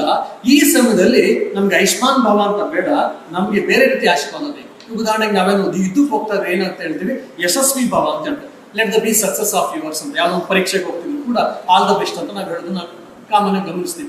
ಅದೇ ರೀತಿ ಗಾಂಧಾರಿ ಹತ್ರ ದುರ್ಯೋಧನ ಎಕ್ಸ್ಪೆಕ್ಟ್ ಮಾಡ್ತಾರೆ. ಅವಳು ಮಹಾಪತಿವ್ರತೆ, ಶಿವಭಕ್ತೆ. ಸೊ ಅವಳೇನಾದ್ರೂ ಯಶಸ್ವಿ ಭವ ಅಂತ ಏನಾದ್ರು ಆಶೀರ್ವಾದ ಮಾಡಿಬಿಟ್ರೆ ಅದು ನನಗೆ ರಕ್ಷಾ ಕವಚವಾಗಿರುತ್ತೆ ಅಂತ ದುರ್ಯೋಧನ ಗೊತ್ತು. ಹಾಗಾಗಿ ನನಗೆ ಆಯುಷ್ಮಾನ್ ಭವ ಬೇಡ ತಾಯಿ, ಯಶಸ್ವಿ ಭವ ಬೇಕು ಅಂತ ನೇರವಾಗಿ ಕೇಳ್ತಾನೆ ದುರ್ಯೋಧನ. ಅವಾಗ ಗಾಂಧಾರಿ ಹೇಳ್ತಾಳೆ, ನಾನು ನನಗೆ ಯಶಸ್ವಿ ಭವ ಅಂತ ಹೇಳಿ ಆಶೀರ್ವಾದವನ್ನು ಮಾಡ್ಲಿಕ್ಕೆ ಆಗೋದಿಲ್ಲ ಅಂತ ಅವಳು ಕೂಡ ಅಷ್ಟೇ ಸ್ಪಷ್ಟವಾಗಿ ನೇರವಾಗಿ ಹೇಳ್ತಾಳೆ. ಇದು ಕೇಳಿದಂತ ಎಲ್ಲ ಅಣ್ಣ ತಮ್ಮಂದ್ರಿಗೂ ಆಶ್ಚರ್ಯ. ದುರ್ಯೋಧನ ಕೇಳ್ತಾನೆ, ಅಮ್ಮ ಹಾಗಾದ್ರೆ ನಾವು ಯುದ್ಧದಲ್ಲಿ ಗೆಲ್ಲಬೇಕು ಅಂತ ನಿಂಗೆ ಆಸೆ ಇಲ್ವಾ, ಸೋಲ್ಬೇಕು ಅಂತ ಆಸೆನ ನಿಮ್ಗೆ ಅಂತ. ಅವಾಗ ಅವಳು ಹೇಳ್ತಾಳೆ, ನೋಡು, ನಾನು ನಿನಗೆ ತಾಯಿ ಆಗೋದಕ್ಕಿಂತ ಮುಂಚೆ ಈ ಕುರುವಂಶದ ಕುಲವಧು ಅಂತಂದ್ರೆ ಸೊಸೆ, ಮತ್ತೆ ನಾನು ರಾಣಿ ಆಗಿರೋದ್ರಿಂದ, ಮಹಾರಾಣಿ ಆಗಿರೋದ್ರಿಂದ ಎಲ್ಲರಿಗೂ ನಾನು ರಾಜಮಾತೆ, ಎಲ್ಲರಿಗೂ ಕೂಡ ತಾಯಿ. ಇಡೀ ಹಸ್ತಿನಾಪುರದಲ್ಲಿ ಮತ್ತೆ ಭರತ ವಂಶದ ಎಲ್ಲ ಪ್ರತಿಯೊಬ್ಬ ಪ್ರಜೆಯೂ ಕೂಡ ನನಗೆ ಮಕ್ಕಳಿದ್ದ ಹಾಗೆ, ಎಲ್ಲರೂ ಕೂಡ ಚೆನ್ನಾಗಿರ್ಬೇಕು ಅಂತ ನನಗೆ ಆಸೆ ಇದೆ. ಯಾಕಂದ್ರೆ ಮತ್ತೆ ನನ್ನ ರಾಣಿ ಧರ್ಮವೂ ಕೂಡ. ಹಾಗಾಗಿ ನಿನಗೆ ಯಶಸ್ವಿ ಭವ ಅಂತ ಏನಾದ್ರೂ ನನ್ನ ಆಶೀರ್ವಾದವನ್ನು ಮಾಡಿದ್ರೆ ಪಾಂಡವರು ಸೋಲಿ ಅಂತ ಆಗುತ್ತೆ, ನನ್ನ ರಾಣಿ ಧರ್ಮಕ್ಕೆ ಅದು ಚ್ಯುತಿ ಬರುತ್ತೆ. ಹಾಗಾಗಿ ನಾನು ಮಾಡಲ್ಲ. ಆದ್ರೆ ಈಗ ಆಯುಷ್ಮಾನ್ ಭವ ಅಂತ ಆಶೀರ್ವಾದ ಮಾಡ್ತಾ ಇದ್ದೀನಿ. ಯಾಕಪ್ಪ ಅಂದ್ರೆ ನಾನು ತಾಯಿಯನ್ನು ನನ್ನ ಮಕ್ಕಳು 100 ವರ್ಷ ಬಾಳಿ ಅಂತ ಆಸೆ ಪಡೋದ್ರಲ್ಲಿ, ಆಶೀರ್ವಾದ ಮಾಡೋದ್ರಲ್ಲಿ ಏನು ತಪ್ಪಿಲ್ಲ. ತಾಯಿ ಧರ್ಮವನ್ನು ನಾನು ಪಾಲಿಸ್ತಾ ಇದ್ದೀನಿ. ಆದ್ರೆ ತಾಯಿಯಾಗಿ ನಿಮ್ಗೆ ಯಶಸ್ವಿ ಸಿಕ್ಲಿ ಅಂತ ಏನಾದ್ರು ಹೋದ್ರೆ ಇಲ್ಲಿ ನನ್ನ ರಾಣಿ ಧರ್ಮ ಅಡ್ಡ ಬರ್ತಾ ಇದೆ. ರಾಣಿ ಧರ್ಮ ದೊಡ್ಡದು, ತಾಯಿ ಧರ್ಮ ಚಿಕ್ಕದಾಗ್ತದಪ್ಪ.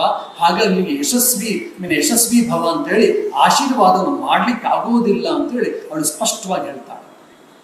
ಮುಂದೆ ಅವನು ತುಂಬಾ ಪೀಡಿಸ್ತಾನೆ, ಅಷ್ಟಕ್ಕೆ ಬಿಡೋದಿಲ್ಲ ದುರ್ಯೋಧನ. ಮತ್ತೆ ಪೀಡಿಸಿದಾಗ ಅವಳು ಹೇಳ್ತಾಳೆ, ಇವತ್ತು ನಮಗೆ ಸುಪ್ರೀಂ ಕೋರ್ಟಿನ ಟ್ಯಾಗ್ ಲೈನ್ ಆಗಿದೆ ಇವತ್ತು. ಏನಪ್ಪಾ ಅಂದ್ರೆ ಯಥೋ ಧರ್ಮ ತಥೋ ಜಯ ಅಂತ. ಅಂದ್ರೆ ಎಲ್ಲಿ ಧರ್ಮ ಇರುತ್ತೋ ಅಲ್ಲಿ ಜಯವಾಗ್ಲಿ, ಎಲ್ಲಿ ಧರ್ಮ ಇರುತ್ತೋ ಅದು ಜಯ ಆಗ್ಲಿ ಅಂತೇಳಿ. ಕೊನೆಗಿಲ್ಲ, ನೀನು ಆಶೀರ್ವಾದ ಮಾಡ್ಲೇಬೇಕು ದುರ್ಯೋಧನ ಪೀಡಿಸಿದಾಗ ಯಶಸ್ವಿ ಭವ ಅಂತ ದುರ್ಯೋಧನಿಗೆ ಅವಳು ಆಶೀರ್ವಾದ ಮಾಡ್ಲಿಲ್ಲ.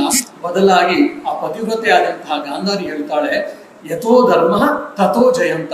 ಎಲ್ಲಿ ಧರ್ಮ ಇರುತ್ತೋ ಅಲ್ಲಿ ಜಯ ಆಗ್ಲಿ ಅಂತ. ಅಂದ್ರೆ ಅವಳಿಗೂ ಗೊತ್ತಿತ್ತು, ಮೂಲೆಯಲ್ಲಿ ನನ್ನ ಮಕ್ಕಳು ಮಾಡ್ತಿರೋದು ಸರಿಯಲ್ಲ ಅಂತ. ಹೀಗೆ ಧರ್ಮದ ಸೂಕ್ಷ್ಮ ಈ ಧರ್ಮ ಅನ್ನೋದು ಅತ್ಯಂತ ಸೂಕ್ಷ್ಮ. ಈ ಋಷಿಮುನಿಗಳು, ಸಾಧು ಸಂತರು, ಮಹಾಪುರುಷರು, ಮಹಾ ವ್ಯಕ್ತಿಗಳು ಇವ್ರುಗಳೆಲ್ಲ ಯಾವ ರೀತಿ ಯಾಕೆ ಪ್ರತಿಕ್ರಿಯೆಯನ್ನು ಮಾಡ್ತಾರೆ, ಆ ರೀತಿ ಯಾಕೆ ಆ ರೀತಿ ಕೆಲಸಗಳನ್ನು ಮಾಡಿರ್ತಾರೆ ಅಂತ ನಾವು ಸಾಮಾನ್ಯವಾದರೂ ಎಷ್ಟೋ ಬಾರಿ ಅರ್ಥ ಮಾಡ್ಕೊಳಕ್ಕಾಗಲ್ಲ. ತಪಸ್ಸನ್ನ ಮಾಡಿ ಶುದ್ಧ ಜೀವನವನ್ನು ಮಾಡಿದಾಗ ಮಾತ್ರ ಈ ಧರ್ಮ ಸೂಕ್ಷ್ಮಗಳು ಅರ್ಥ ಆಗುತ್ತೆ ಅಂತ ಹಲವಾರು ಸಾಧು ಸಂತರು ಹೇಳೋದನ್ನು ನಾವು ಕೇಳಿದ್ದೀವಿ. ಹಾಗಾಗಿ ಧರ್ಮ ಸೂಕ್ಷ್ಮವನ್ನು ಸರಿಯಾಗಿ ಅರ್ಥ ಮಾಡ್ಕೊಳ್ಳೋಣ, ಸರಿಯಾಗಿ ತಿಳ್ಕೊಳ್ಳೋಣ. ನಮ್ಮ ಮಹಾಪುರುಷರ ಜೀವನವನ್ನ, ನಮ್ಮ ಸಾಧು ಸಂತರ, ನಮ್ಮ ಮೂಲ ಪುರುಷರ ಜೀವನಗಳನ್ನ ಅವ್ರು ಕೊಟ್ಟಿರುವಂತಹ ಏನು ತತ್ವ ಸಿದ್ಧಾಂತಗಳು ಸರಿಯಾಗಿ ಅರ್ಥ ಮಾಡಿಕೊಂಡು ನಮ್ಮ ಜೀವನದಲ್ಲಿ ಪಾಲಿಸೋಣ. ಆವಾಗ ಮಾತ್ರ ನಿಜವಾದ ಅರ್ಥದಲ್ಲಿ ಸನಾತನ ಧರ್ಮಿಗಳು ಹಿಂದೂಗಳಾಗ್ಲಿಕ್ಕೆ ಸಾಧ್ಯ ಆಗುತ್ತೆ, ಭಾರತೀಯರಾಗ್ಲಿಕ್ಕೆ ಸಾಧ್ಯ ಆಗುತ್ತೆ ಅಂತ ಹೇಳ್ತಾ, ಇನ್ನು ರಾಮಾಯಣದ ಕೆಲವು ವಿಷಯಗಳನ್ನ ಇನ್ಯಾವುದೋ ಬರುವ ದಿವಸಗಳಲ್ಲಿ ನೋಡೋಣ. ಮೊನ್ನೆ ಅಷ್ಟೇ ಬೆಂಗಳೂರಿನ ರಾಮಾಯಣ ಸುರೇಶ್ ಅನ್ನೋರು ಕೂಡ ಕೇಳಿದ್ರು. ಅವಾಗ ರಾಮ ಮತ್ತೆ ಭರತನ ಸಂವಾದ ಅಂತ ಹೇಳಿ ಮಾತಾಡಿದ್ರು. ಅದು ಕೂಡ ನಮ್ಮ ವಿವೇಕಾನಂದ ಯುವಕ ಸಂಘದ ಫೇಸ್ಬುಕ್ ಪೇಜಲ್ಲೇ ಇದೆ.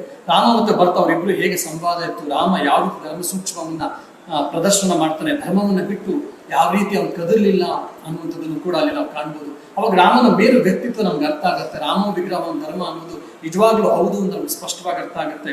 ಹಾಗಾಗಿ ಯುವ ಭಾರತೀಯರೇ, ಯುವ ಮಿತ್ರರೇ, ನಮ್ಮ ರಾಮಾಯಣ ಮತ್ತು ಮಹಾಭಾರತಗಳನ್ನು ಸ್ಪಷ್ಟವಾಗಿ ಅರ್ಥ ಮಾಡ್ಕೊಳ್ಳೋಣ. ಆವಾಗ ಮಾತ್ರ ನಮ್ಮ ಭಾರತೀಯ ಸಂಸ್ಕೃತಿಯ ಹಿರಿಮೆ ಗರಿಮೆಗಳು ಅರ್ಥ ಆಗುತ್ತೆ. ಅವಾಗ ನಾವು ಕೂಡ ನಮ್ಮ ಧರ್ಮವನ್ನ ಬಿಡದೇ ಇರ್ಲಿಕ್ಕೆ ಸಾಧ್ಯ ಆಗುತ್ತೆ ಅಂತ ಹೇಳ್ತಾ ಈ ಮಾತು ವಿರಮಿಸ್ತೇನೆ. ಜೈ ಶ್ರೀರಾಮ್.